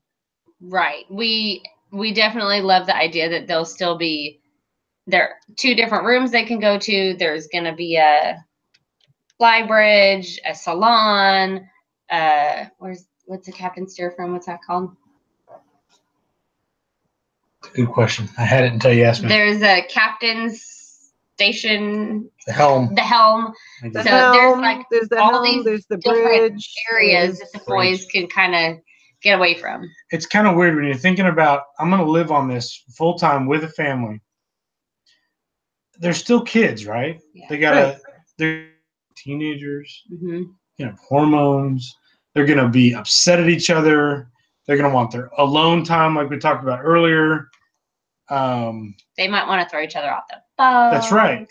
So you can't go too small, but then on the flip side, you get so big, and you're like, what's the purpose of this? That's a $4 million boat. Yeah. Plus, it's going to cost me $100,000 a year to run it. Yeah. Oh yeah. Some of them, they get up there, and when you get up towards 100 feet, 150 feet, you get lost on there. Yeah. And that's just they also get insanely expensive at that point. It's. And that's one reason why we're going used instead of new. Mm-hmm. You get something that's older. When these boats came out, they were quite expensive. 3 or 4 times the price of our house. Now they've come down to where we sell our house. We can afford one of these now. So it's a different animal. So, but yeah, so our boys are getting a little bit excited about it, especially if you weren't here at the beginning, being that today is Memorial Day. We literally just got home from Lake Travis down in Austin, Texas, and we spent the last 3 days there. Yep. 2 nights on our. We currently have a boat. We have a 27-foot boat. It's got a dining room that turns into a bedroom for the boys, and we've got a little bed tucked underneath. It's like a RV, like a tiny RV. It's a small RV. Yeah. Is it inboard or outboard? It's an inboard. It's a stern drive. Yeah. Oh, okay, gotcha. Yeah. So we just spent 3 days there, and the boys were.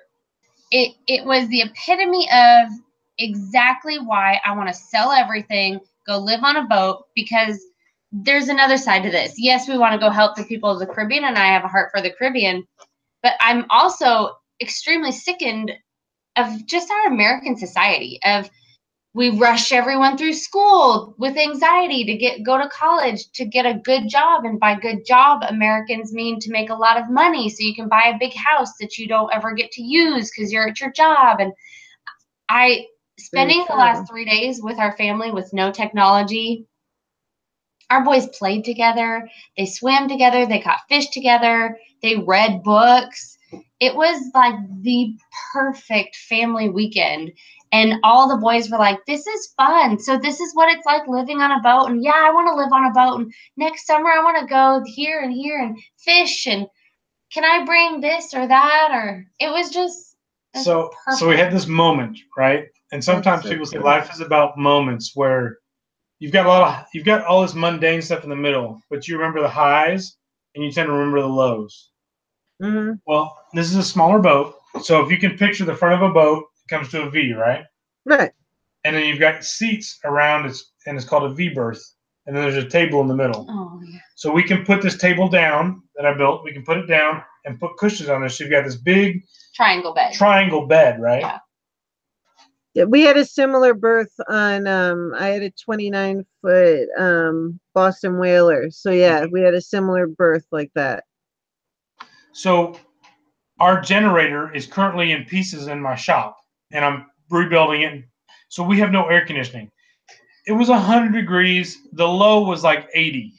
Oh. There was no breeze at all this weekend. Which no breeze means that the lake was gorgeous. Flat, smooth. But it means that there was no breeze at night. So we're trying to go to bed, and we've got no AC. We're dying.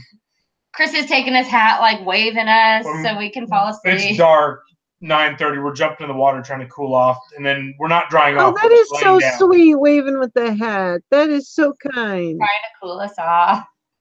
But we found a little fan at one of the marinas, and I'm wired it up. We mounted it, but it can only blow in the V berth, not into our bed underneath. Right. There's a moment this weekend where the 5 of us are just almost like you're laying on the floor, like all kind of separate, but all like a sleepover. Like a sleepover. You're confined in this little space. And Caleb's up at the edge. I'm on one side. I got a kid laying diagonal this way. Mama's here. There's another kid over there. And I was like, I wish we had a camera or something up at the top here. We just get a picture. Take a picture. Like all 5 of us just cuddled, sleeping together, and it was like we all just loved being together. Yeah. It was one of those moments that I will never forget. That is so cool, though. That's just fantastic. Those are moments that you don't ever forget. Mm-hmm. They're fantastic. Excuse me, I gotta do my chloroseptic. I just don't want to be rude. Do it. There we go. Okay.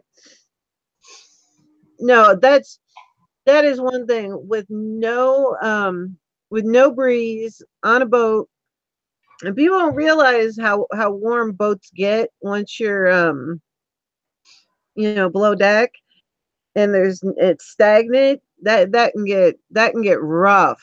Mm-hmm. Oh my goodness, I've got to give you props for that.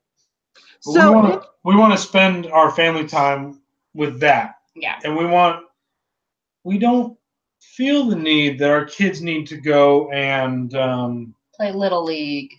Yeah, I mean, we have 3 boys. Can you imagine if we had to go to soccer practice and Little League and everything twice a week for each kid, and then watch games and right. Now, don't get me wrong. If our kids loved that, we'd do that. But none of our kids like it. None of them enjoy it. We've done Little Leagues. They all hate it. And we were like, so why force it? Why do it? Oh, we do it because everyone in America tells you should. That's right. And we're over that. So we said we'd rather have family time. Mm-hmm. We would rather do stuff that maybe 90% plus of the American society has never experienced, right? I think that sounds awesome, because there's so many people who do things just because they think it's what you're supposed to do. It's what everybody does, right? If they don't like it, I don't see the point. We do have an interesting question that came from Jaded Diva. He wanted to know if there's any concern for modern piracy. Yes and no. It depends on what part of the world you're boating in. Yeah. We're not dumb to the fact that that's real. But in the Caribbean, there's a lot less chance of it. Mm-hmm. And if you take precautions, we will be buddy boating. We'll never go to some of these locations alone. So where you're going to get hit with pirates is when you're kind of out alone by yourself. Mm-hmm. So you stay a certain distance offshore. They're usually not going to mess with you. If you have another boat with you, buddy boating, again, they're looking for the easy target, just like any criminal in New York City, right? Right. Person alone, that's not feeling well, that's not paying attention, right? So yeah, that's one of the major things is to keep an eye about you. Yeah. The person that's distracted on the cell phone, right, and walking in their car. Mm-hmm. So if you're vigilant, if you take the precautions, it's usually not an issue. Even through like the heavily pirated areas are going to be a lot of areas around the Philippines, the Indian Ocean, going up into the Middle East, Eastern Mediterranean through the Middle East there, up through the Red Sea. Right, right. The pirates that are made famous were the pirates of Somalia. That's Eastern Africa going up into Eastern Mediterranean through the Red Strait. What does everybody do? All the commercial vessels, they get together and they go through together because they're not going to mess with people in numbers. So it's kind of the same thing. I didn't realize that the commercial vessels did that as well. That's an interesting point. They'll actually wait. They'll wait for a unarmed escort from certain coast guards and militaries. So that's why parts of the Caribbean that are the same way though. Depending on the time of year and what's going on, there's websites you check to see what the safety is and what's going on, what the State Department recommends. And so you check in with those, you check in with locals you may know, and sometimes you may go, you know what, we're going to avoid that for right now. Yeah. A good example. Wow. I didn't realize that there were websites and everything for that. That's really interesting. Please go ahead. There's a lot of groups and forums, and there's a ton of people that do this lifestyle. So there's a ton of support and community. So Colombia as a country you'd think of as not necessarily very safe, right? Because it's Colombia. Right. You go to northern Colombia on the Caribbean side, they're like, you know what? We like tourism. We like having people come in and stop. It makes us money. We're going to make this area safe. You go through around to the Pacific side, they don't have the attitude over there. So the same country, depending on where you are, can be safe or can be not so safe. So a lot of people skip Colombia on the Pacific side, but they'll visit it in the Caribbean. So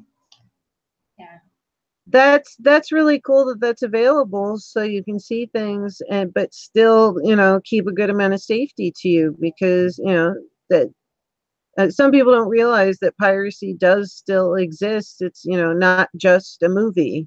Exactly. Which my kids want to see, by the way. What? Yeah. But they want to watch those tonight, I think. We'll see. I think I saw the first one, maybe the second one. I don't know. I've lost track. I haven't watched all 14 Pirates of the Caribbean. There's 6. Are there 6? I think there's 5. I'm so terrible about movies and whatnot. I love movies, but if anybody's going to be behind on a movie or not know what it is, it's probably going to be me. Because I have a tendency to either fall asleep, because for me to settle down enough to sit and watch a movie, I have to be tired. Otherwise, I'm doing something, or like if I'm going to sit down and watch television and do something, I like to crochet or be doing something. So I have noticed, though, that I managed to watch, ever since I started an active and public YouTube channel, what I seem to watch the most of is YouTube. That's what we do too. At night, we'll scroll through our YouTube subscriptions. Okay, who do we need to catch up on, and what do we need to watch? And people have got some cool stuff. I mean, you guys here. Actually, Angel says at the end of the day, you have to know where you are, and Americans are always a target. Yeah, that's a good point, Angel. Yep, very good point. Excellent. And Jada Diva, thank you so much for asking that question. That was an excellent question. But now I started thinking, and my brain just completely lost the question. That's okay, it'll come back. I just say it, as you'll notice on the show, if I forget something, I just say it straight. It's just how I roll. But that's pretty cool. And Angel, you fall asleep at TV too. Yes, so do I. I found so many interesting things that I wouldn't have necessarily found, and I like to cast the channels onto the TV so I can watch them, and I'll go through and, you know, go from one to the next to the next. And then the next thing you know, like, you know, an hour's gone by and I'm like, wow. Because you'll see somebody else or somebody will make a comment and you'll go, oh, who's that? And go check that out. But what I was going to say, if any of you guys are interested in cruises, and I want to talk a little bit more about also your boat as well that you're interested in. Chris and Jolene have a really great video on things to bring on a cruise that I would have never thought were things that you might need. How did you, how many cruises had you been on when you made that video? So we had been on 2 before I made that video. So it was prepping for our 3rd cruise, but I cheated a little because Chris's bookkeeper at work, she goes on a cruise every 3 months. So she's probably been on 40, 30 cruises. Whatever that highest level is for having gone on a lot of VIP, cruises. She's elite. there, So his bookkeeper has given me so many tips of what to bring and what to do. And so I kind of felt like going into it, we were a little more pros. And so we actually found on our boat this weekend, there was a lot of those little things that we should have brought also. So. Really? Can you tell these guys what some of those things, I mean, I watched it a while ago. It's been quite a while. Can you guys tell these guys some of the things they might not think of to bring? So depending on your cruise line, it's you don't think about it, but Royal Caribbean's, the doors in your room slide, which is great. You can slide it and leave it.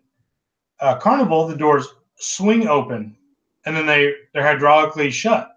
So if you want to be in your room with the door open, bungee cord. Bring a bungee cord so you can keep the door open. That was one I saw that I thought was the coolest thing ever because I never would have thought of that. And that's the room to your stateroom in the hallway or onto the balcony? Onto the balcony. Yeah. Okay. Jolene loves to hear the ocean. Yeah. Don't tell the cruise lines we do this because they hate it, but we sleep with the door open.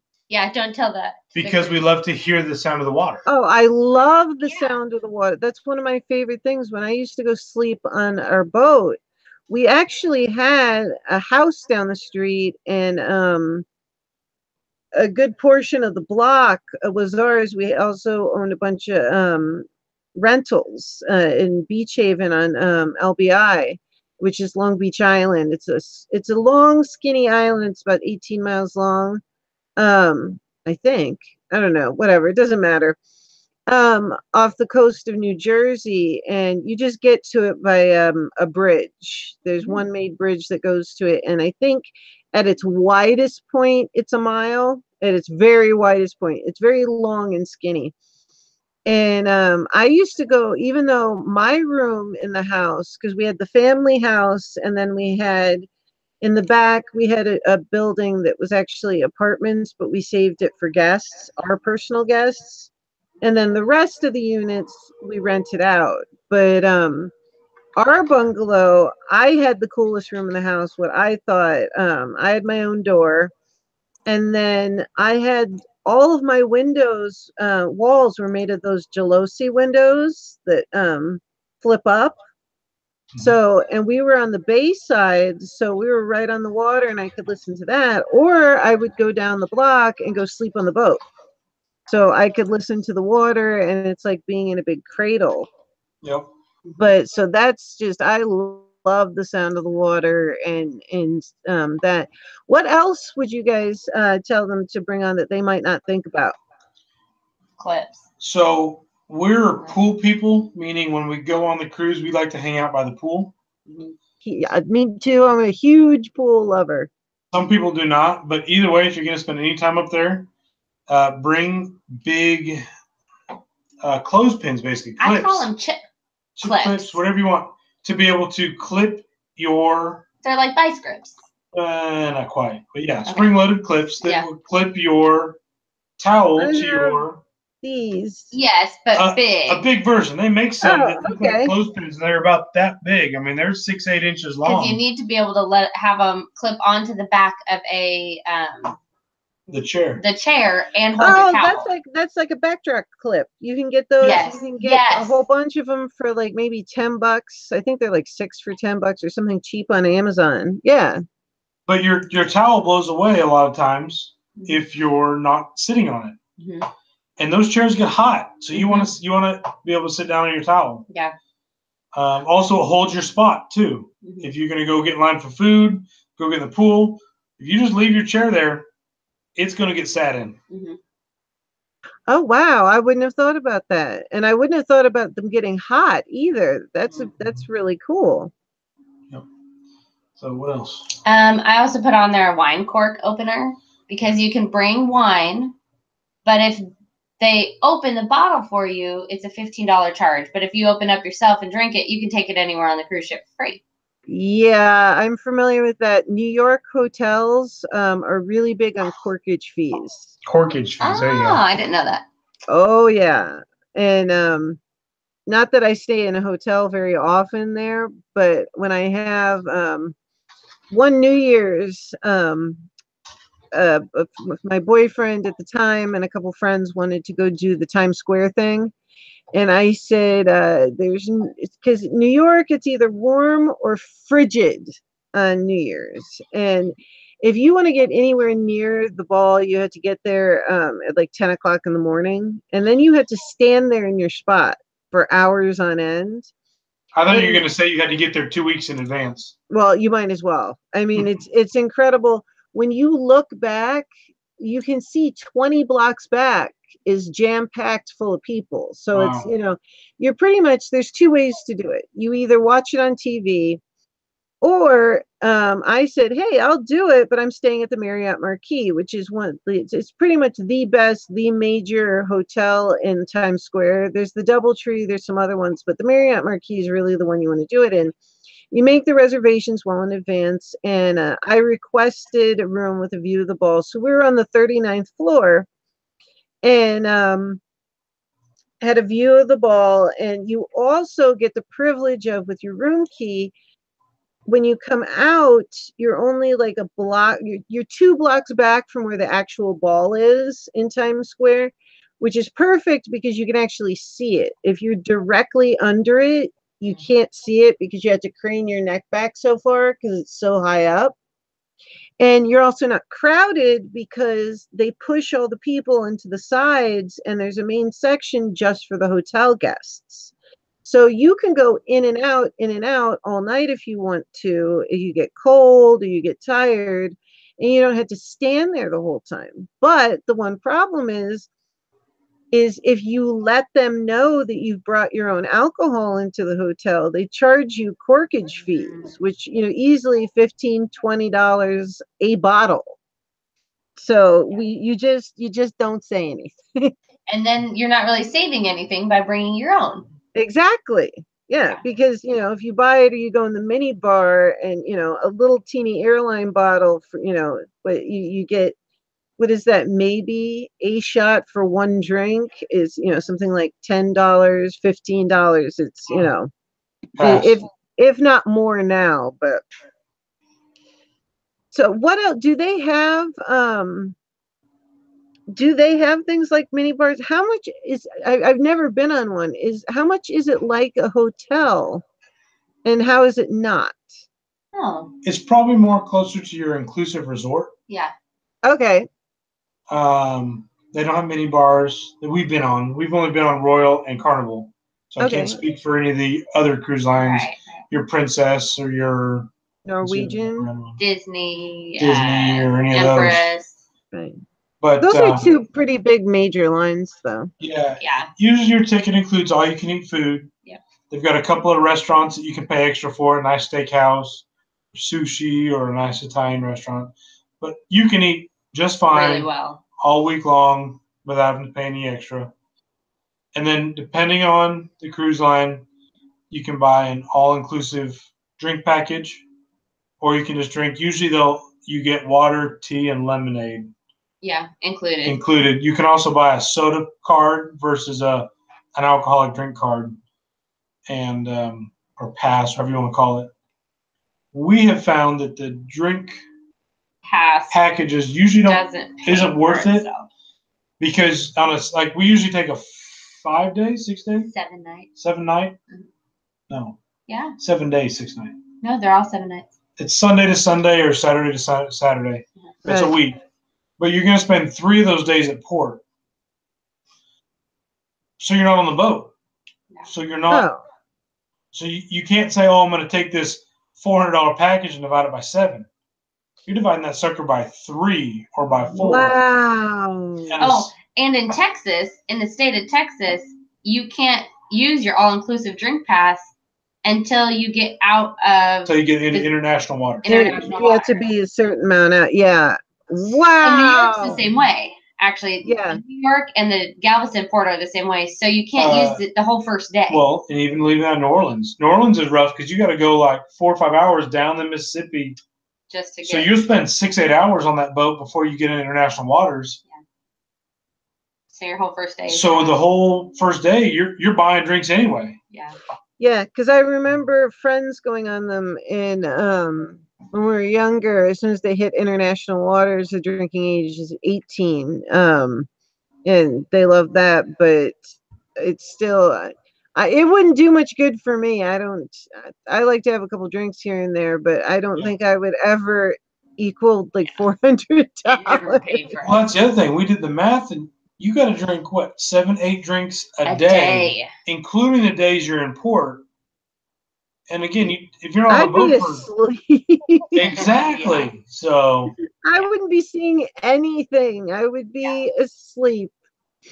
I mean, I love a good drink here and there, but like usually that's 1 or 2. And then we were talking the other day, and I realized the last time I had a drink, and I love a really well done drink, but I realized the last time I had a drink was September. And everybody was laughing. They're like, "You haven't had, Lady Borgia, you haven't had anything to drink since September." And I said, it just didn't occur to me. I'd gone out with a girlfriend of mine. It's a lovely restaurant that's right on the marina, just 10 minutes from my house. And we went out to dinner for seafood, and we were outside, and we were catching up. It's a girlfriend I've known for years and years and years. And I had a pomegranate martini, and I happened to be driving that night. And I also take medication for my rheumatoid arthritis. So I had one, and I didn't think about it after that. And it doesn't occur to me to go to the liquor store very often. It's not that I don't mean to, it's just, I mean to, and then I forget. It's not, a super high priority. So they were laughing that the fact that, I had not had anything to drink since September, and I said, "I'll fix it, guys. I will go out and I will have something soon." Oh, hey, Get to the Farm says it sounds really cool. And Angel saying of great tips what to bring. So, guys, the people are really enjoying what you guys are telling them about. I know I've got you on here a long time, and you've had a long weekend. I just want to ask you a few more things before I let you go. I know that you love Honduras and helping people out, and the Caribbean is, especially, Jolene, for you, where your heart is for helping people, which makes so much sense.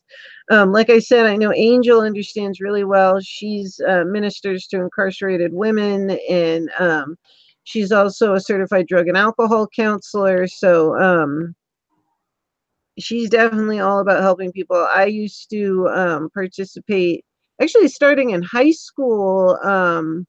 It sounds a little bit odd, but I used to help educate and counsel homeless women in the homeless women and children's shelter. Which people are like, "You did that in high school?" And I said, I don't know, it worked out, and they said I was good at it. So,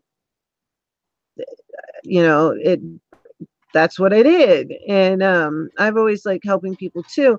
Once you are out there and you have your boat, and you and your boys are living on your boat, I know you, Jolene, you were telling me about what you guys wanted to do once you were out there and settled and stuff like that. Mm-hmm. So there's 2 things. We're going to take a year to just kind of get settled as a family, and with Chris working from the boat, kind of figure out all the nuts and bolts. We're going to do the American Loop, and that way we're still in America. We're still You're going to do the enough. intercoastal waterway? Yeah, well, we want to start out on the East Coast. So go up from Florida, up the East Coast, through the Hudson River. Okay. I'm going to miss some, but to the Great Lakes, to the Chicago River, and possibly down the Mississippi. Okay. So you can circumnavigate the eastern half of the United States. It's called the Great American Loop. Right. So we want to do that. We also got to get the boys settled on homeschooling or boat schooling, which is way cooler. Way cooler. Way cooler. So we'll do that for it. They have it set up so you can do it in a year. You do Florida in the winter, and then spring, summer, you're in the Great Lakes. So you're not, you don't want to hit the Great Lakes in the winter. Yeah, January in Lake Michigan is not a spot you want to be in a boat, probably. No. So. No, I lived just north of Chicago for about 4 years, and the ice and whatnot are things you probably would not want to deal with. Yeah. But from there, we want to then do that. Probably take about a year to do that, and then start. Excuse me. What we, just time to figure the boat thing out as a lifestyle.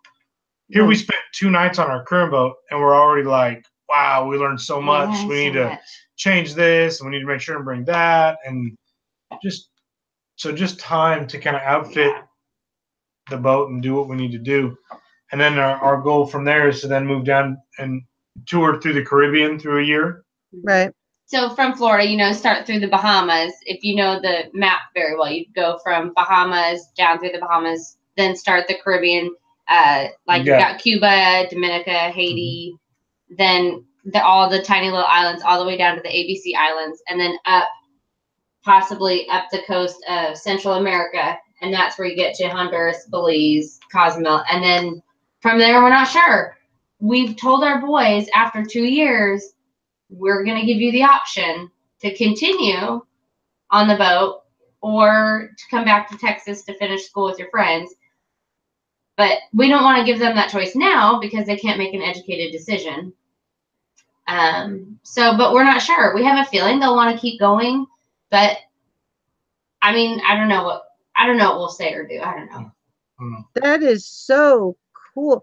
Hey, Gail Crabtree, thanks for coming. And also Get to the Farm says he can't go out on the sea. This concept sounds fantastic, but he's terribly motion sick. Get to the Farm if you're interested in it. They actually have a lot of seasickness remedies that are much improved nowadays.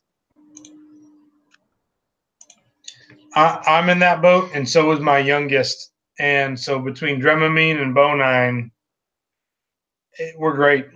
Our youngest son even, I tried to not give it to him this weekend, and about every 12 hours, I need my seasick pill. My arms feel funny. Yeah. It was adorable.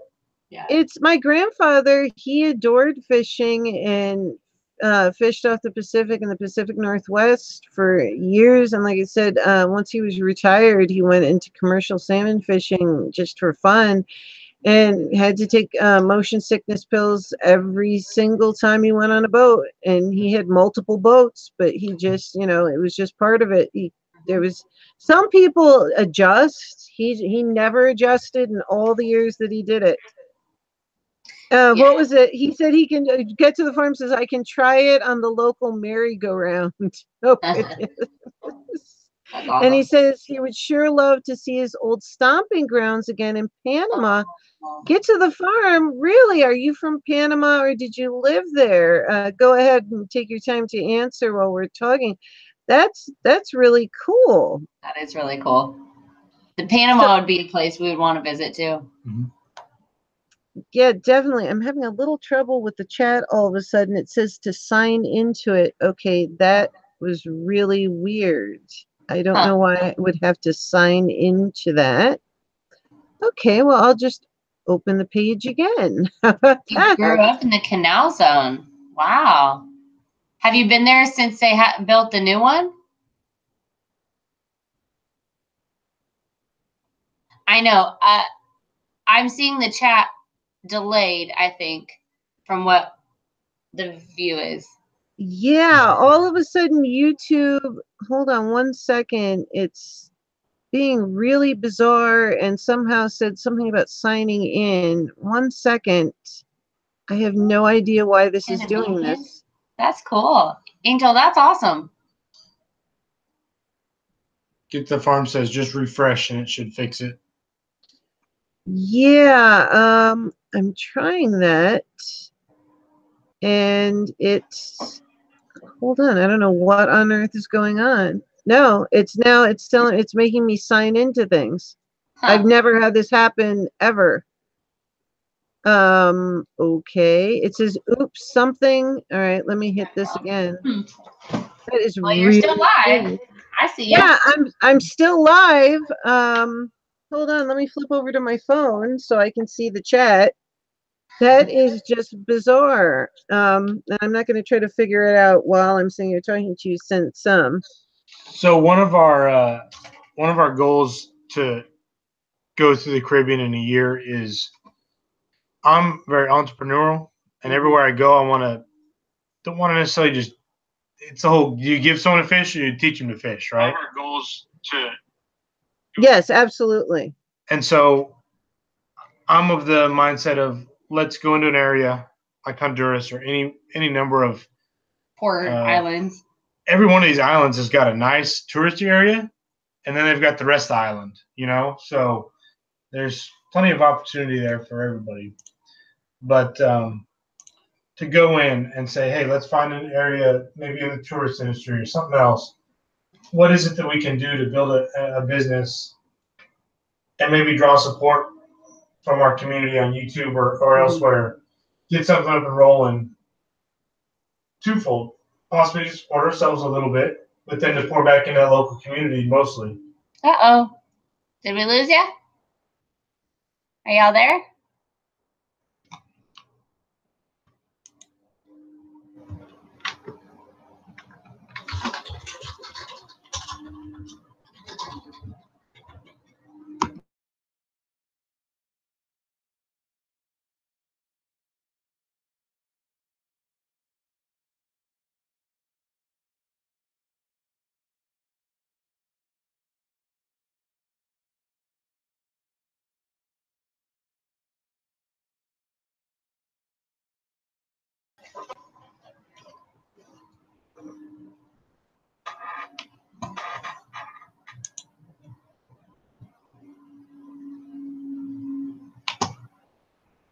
And then, actually, what I'm not sure might happen is she might. Okay. Oh, here I am. I have no idea what on earth YouTube is doing to me, but it just let me back in. Huh. Okay. We got booted out too. We had to re-log in, so I'm not sure. Okay, that was really weird. Everything was going along, and then you broke the internet. I broke the internet. Mandy NRG, hold on, let's see here. Is it going still? Oh my goodness. Yeah, I think it's still there. It's still going. All right. Hey guys, I can't see it. All right, can you guys hear us and see us? I can see it from my phone. I'm not going to touch my computer again. Yeah, everything's the same to us when we're watching it on our computer, so. All right, well then I'm just going to do the last bit of this from my phone and not dare touch anything else. Okay. I've never had this happen. I signed back in and it's still giving me the same thing. So I'll probably, once we're done, shut the whole thing down and restart the computer. I don't know what YouTube is doing. We broke your computer. It's interesting. We can still see you from the same video that you were using before.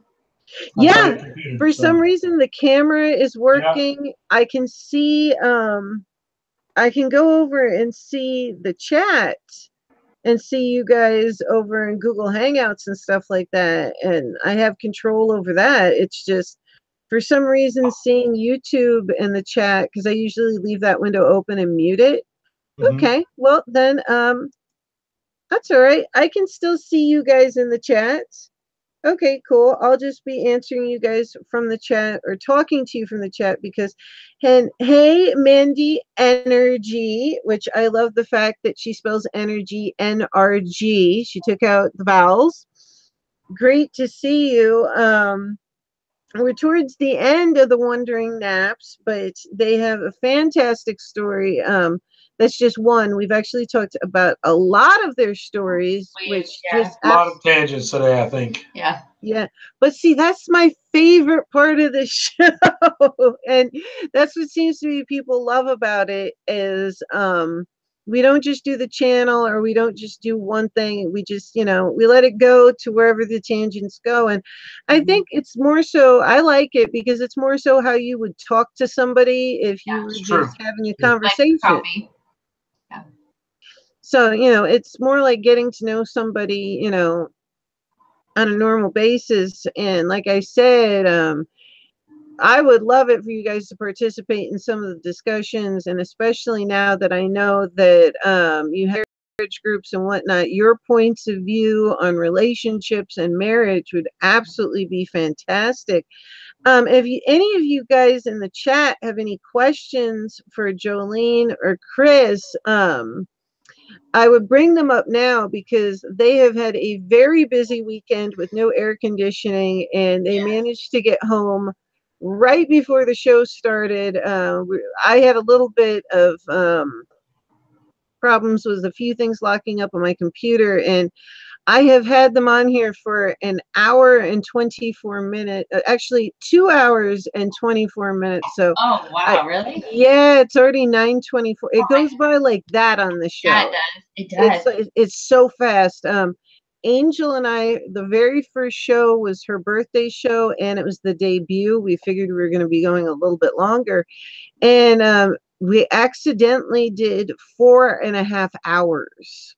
Oh, but that's talking to friends. I mean, when you're talking to someone, it just can go naturally. We've had people at our house and they're here till 2 a.m. and we're like, oh, dang, we have to go to work tomorrow. Right. Yeah. And then the one that we did, the very first special edition, that Wonder Music had the idea for, and like you said, I let him take off with it. I said, listen, I'll be the neutral moderator, you know, all religions, all beliefs are welcome, you know.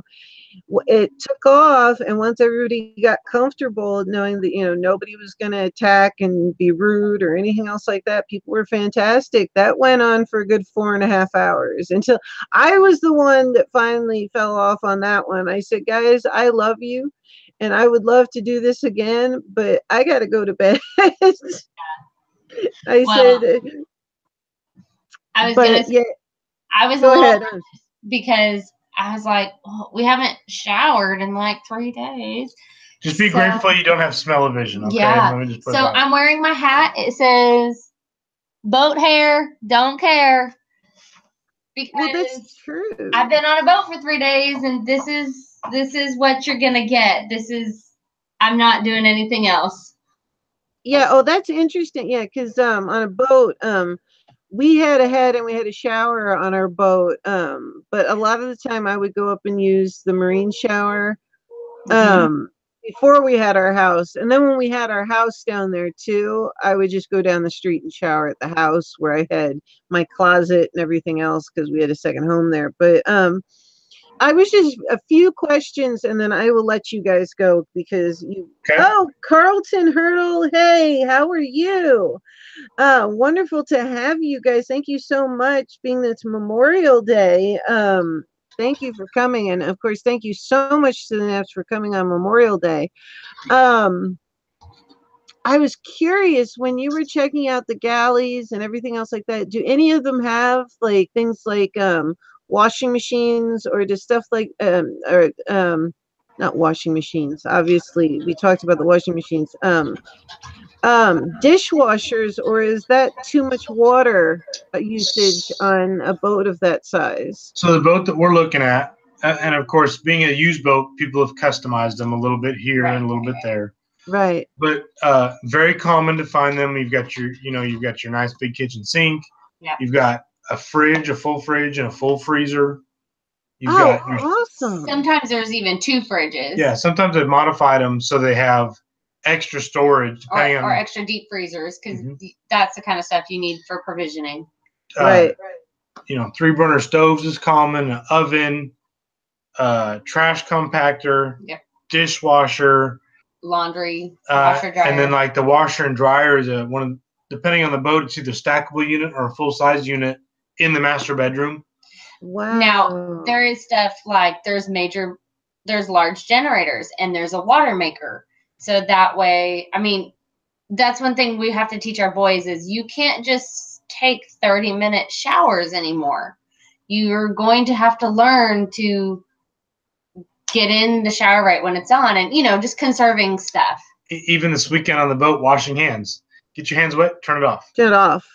Soap up, rub it around, say your ABCs, turn the water back on, rinse it off, close it. Well, that's one of the things that we call a California shower, because in California, for people that don't know, especially Southern California, we often would have droughts.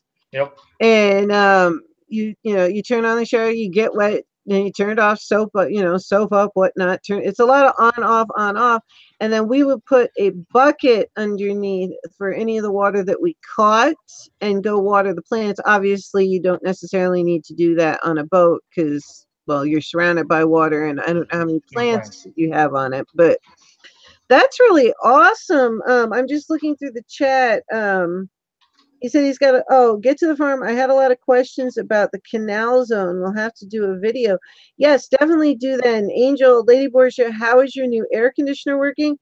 Fantastic, Angel. I did a video on it, a quick one to check it out because I didn't want anybody to miss the sale.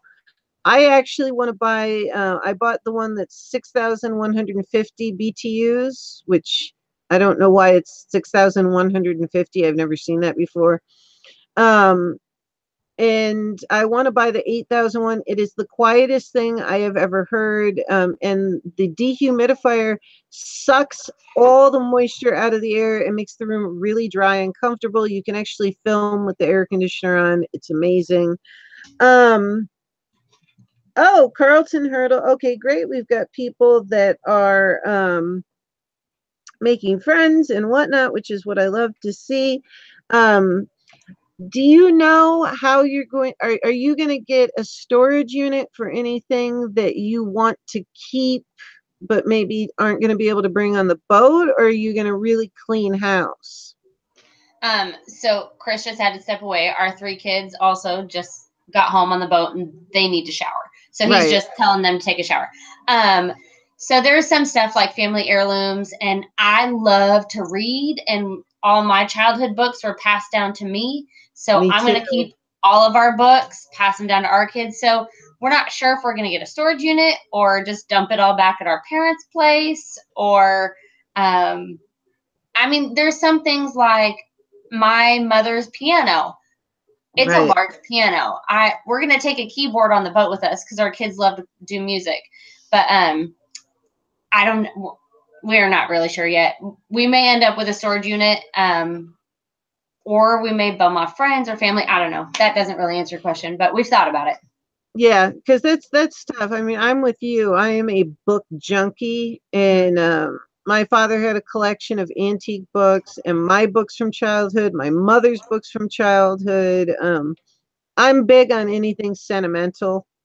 So, and we have certain, if I were to do that, which isn't something totally, well, I don't know if I could do that with the amount that I have to see the doctor, but it would be something that I definitely would love to do, would be to live in a boat, at least for a while, at some point in my life. And it's, it's interesting on how to choose what to bring and what not to bring. And are you going to, for the books, try to stick more to electronic books to try to cut down on space, or are you a paper book person? I'm a paper book person, and I'm pretty conservative when it comes to technology and stuff. Do I let you play the tablet anytime you want? No. No. No? I wish you did let us play it anytime we want. No, yeah. So we're going to do, on the boat, though, we'll bring a lot less books than what we own. But all the Berenstain Bears and the Little Critters and the Dr. Seuss books, Chris and I both were given from our parents, and so we want to pass them down. So we'll keep all those. They're classics. It'd be too expensive to rebuy it all anyway.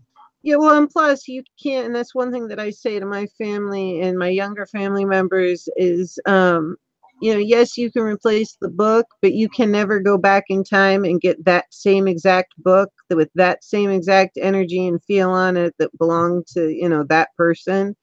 So, you know, I totally understand. Those things mean a lot to me. You know, sure, you can get another Dr. Seuss, but it's not so-and-so specific Dr. Seuss. So that's really cool. I have like 8 gazillion questions more that I could ask on this, but I don't want to keep you guys any longer. I know you both need to shower, and I'm sure you have work in the morning and stuff like that. I love the fact that you're an entrepreneur. I'm myself, and maybe we can have you guys on a second time to talk about this more, or we'd definitely love to have you on also, now that, like I said, I know that you do the marriage group and have your point of view on relationships from a married couple that, you know, likes to tell things straight, because that is one thing about my shows. I love things that are straight, you know.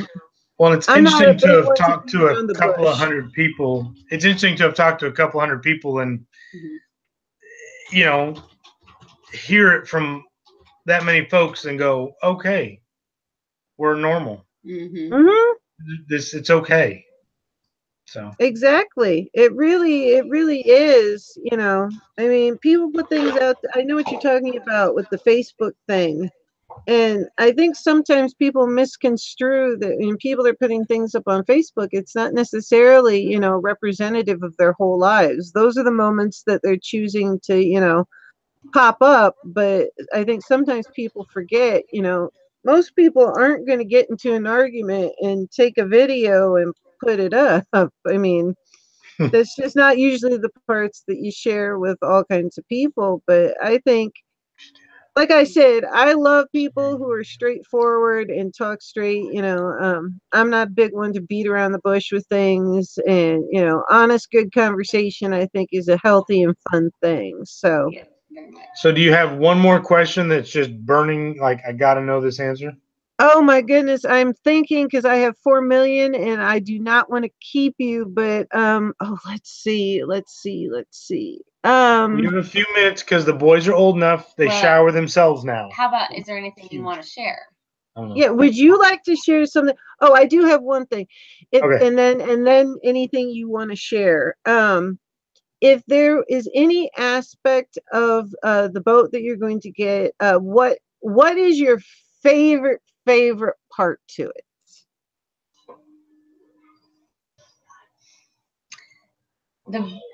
I would say my favorite part is that we are just getting that family time, specifically family time. My boys would all say something different. I know one of them would say snorkeling anytime they wanted. One would say going to islands. He likes to collect dirt, rocks, crystals, sticks. So cool. Bugs. We had to tell them that water and fish in Ziploc bags are not welcome inside the boat. Very true. Those are things I'm looking forward to. I don't know if it's an aspect about the boat that I'm excited with. It's the what it allows me to do. Yeah. Is what. Yeah. We were talking about Pirates of the Caribbean earlier, and Johnny Depp's character talks about what a ship is, and he says, "Ship is freedom." It has all these different features, but what it is freedom. It allows him to go wherever he wants to go. And I think that's probably for me the closest. I can go here, go there, do this, do that. It's adventure. Yeah, it is adventure. That's an amazing amount of freedom. That's just, that's why I'm saying, like, my brain is going in 45 different directions, because there's just so many cool things to ask and think about. And you guys are going to continue to document it and put it on Facebook while you're doing it. So everybody who's out there, once they do this, you know, first off, I absolutely recommend following their channel. Jolene and Chris and their family have some fantastic videos that are really fun to watch. And I am so looking forward to when you guys actually do it. I don't know if I don't know what your connections would be then, but that would be really cool to get you guys on live when you actually do it. But then again, you guys aren't disappearing, so any questions that I do come up with, I'm sure I can write and ask you. I just love boats, and I think it's fantastic. Oh, I do have a question, Chris, since you're like I am and you like to spend some alone time. Where do you think your favorite alone time place on the boat might be? Probably at the helm, driving it. Like this weekend, the Joanne and the boys would disappear down below deck to feed them, to play, do something. And I was up by myself, just cruising along with my own thoughts, just seeing everything go by. Well, even there was times where we would anchor down to go do something this weekend, and me and the boys would be snorkeling or swimming, and Chris was getting the fishing poles ready and just or tinkering on the boat, fixing something. Just, getting to slowly work on something instead of, when we're here and at home, it's always rush. Yeah. There's just no. It's like that island time thing. There's just no rush for much. But in the same aspect, I'm a tinkerer and I need something to work on. Yeah. So a boat's a never-ending project, right? You've owned a boat. Oh, yes. Oh, yes. There's always something on a boat to do, and I totally understand that. And it's kind of how I say that I'm not very good at sitting and watching television. I either have to be absolutely exhausted or I have to be doing something while I do it. So our goal for this year is to take this current boat with this 27-footer that we can stay overnight on, learn how to stay overnight on a boat, learn how to live on a boat for a few days at a time. We're going to go get our captain certificates so we can go through that school. So we'll document that. Are you going to go through the Coast Guard Auxiliary?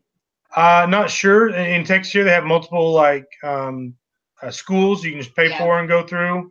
The Coast Guard has it. Yeah, any number of options. And then there's multiple licenses depending on what you want to do. Oh, yeah. And so we have to figure that. We don't even know yet which license we need to get and what we should do. But that can affect like our insurance rates. Oh, yeah. A lot of different things it can affect.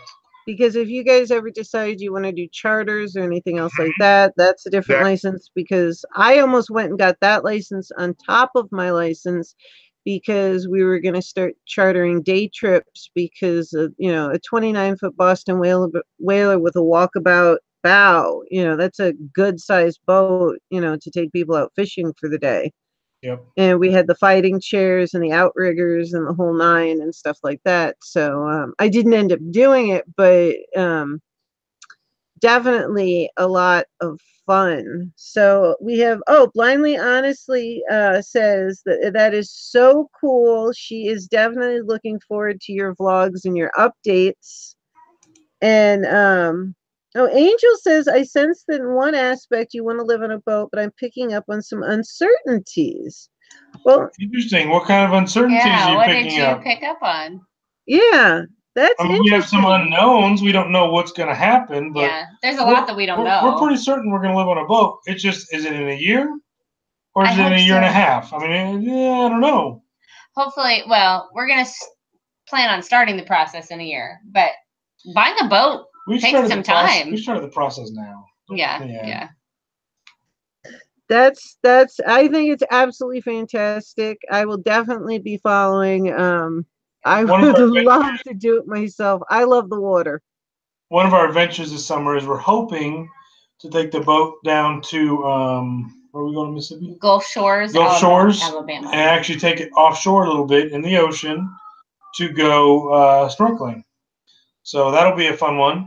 And then we're talking about the two of us when we have the kids with Grandpa and Grandma possibly going down to the Keys, the Florida Keys, and mess around there for a week and see what that's like. Kind of dip our toe in the ocean, as it may be. That's a lot of fun. Blindly Honest said, so is boat insurance cheaper than home insurance? And she says, oh, does the boat have like a kitchen and a bath? Yes, blindly honest. It's the kitchen is called a galley and the bathrooms are called heads. Yep. Would you have to dock to bathe and cook? No, you don't have to. Yep. So we'll have 3 bedrooms, 2 baths, a kitchen, a living room, which is called a salon, and then it will actually have what's called a fly bridge, where it's like a second level of the boat. You can drive it from up there or from inside. You can. It almost has a second dining / living area upstairs. Yeah. It'll have a dinghy, so we can anchor down and be able to go ashore with a dinghy. Yeah, that's so much easier than having to dock, a boat of that size or just take a dinghy in. Well, it's cheaper. Every time you want to go into a dock, unless you're buying fuel, they want to charge you to stay the night. Oh, yeah. And so. Yeah, you're better. It's a lot cheaper to just anchor and take a rib or a dinghy or something like that in. It's a lot easier. Yeah. But I am going to look at the last ones. Okay. Angel says she's glad that you're taking some time. Blindly Honestly says very cool. She's never been on a boat except to get to Catalina Island. Yes, Catalina is very popular. It is. We've been there one. Yeah. All right, guys. I'm sure I will think of more and I will write it in the comments. I have to thank you so very much for being on, especially for so long, on Memorial Day of all days. When I wrote it down, I didn't even realize. So thank you so much after your Memorial Day weekend of taking the time to come on our show and ask all the questions and tell us all about this. I've had an absolutely wonderful time hearing all about you guys and look forward to hopefully you guys coming on again for a special edition or otherwise. Well, thank you for having us. I hope we did all right. I told Jolene I'm very nervous. I don't know if I'm going to do all right or not. Fantastic. We're very casual here. Like I said, we don't worry about tangents, whatnot. I like conversations to go organically and, take them wherever they take, because I think everybody's stories are interesting and everybody has, some really cool points of view that, once people get talking, they realize how much they have in common with other people. So, thank you for having us. Sorry for us being in and out. We had kids to shower and they knocked the shower curtain down and the water. They didn't think about turning the shower off. Oh, of course not. Why would you do that? Just keep going. Kids. No, I should just document that. Anyway. Yeah, I helped raise my younger brothers, and it was I got a taste of it really early on. But thank you so much, guys. Thank you to the chat. Oh, Blind Lance, she said she seems you guys are very dedicated and I hope it's the best. It's going to be a great future. Blindly Honestly, they actually they do a marriage group and we're going to be having a talk about single people, but we may see about having them come back and give their perspective on marriage and stuff like that. But I'll tell you more about that earlier. It's earlier in the broadcast. So happy Memorial Day to everyone. Thank you to everyone who participated. And thank you, Chris and Jolene. You guys were fantastic. The kids are great. Tell them good night and a happy Memorial Day to you all. Thank you. Thank you. Have a good night. Good night.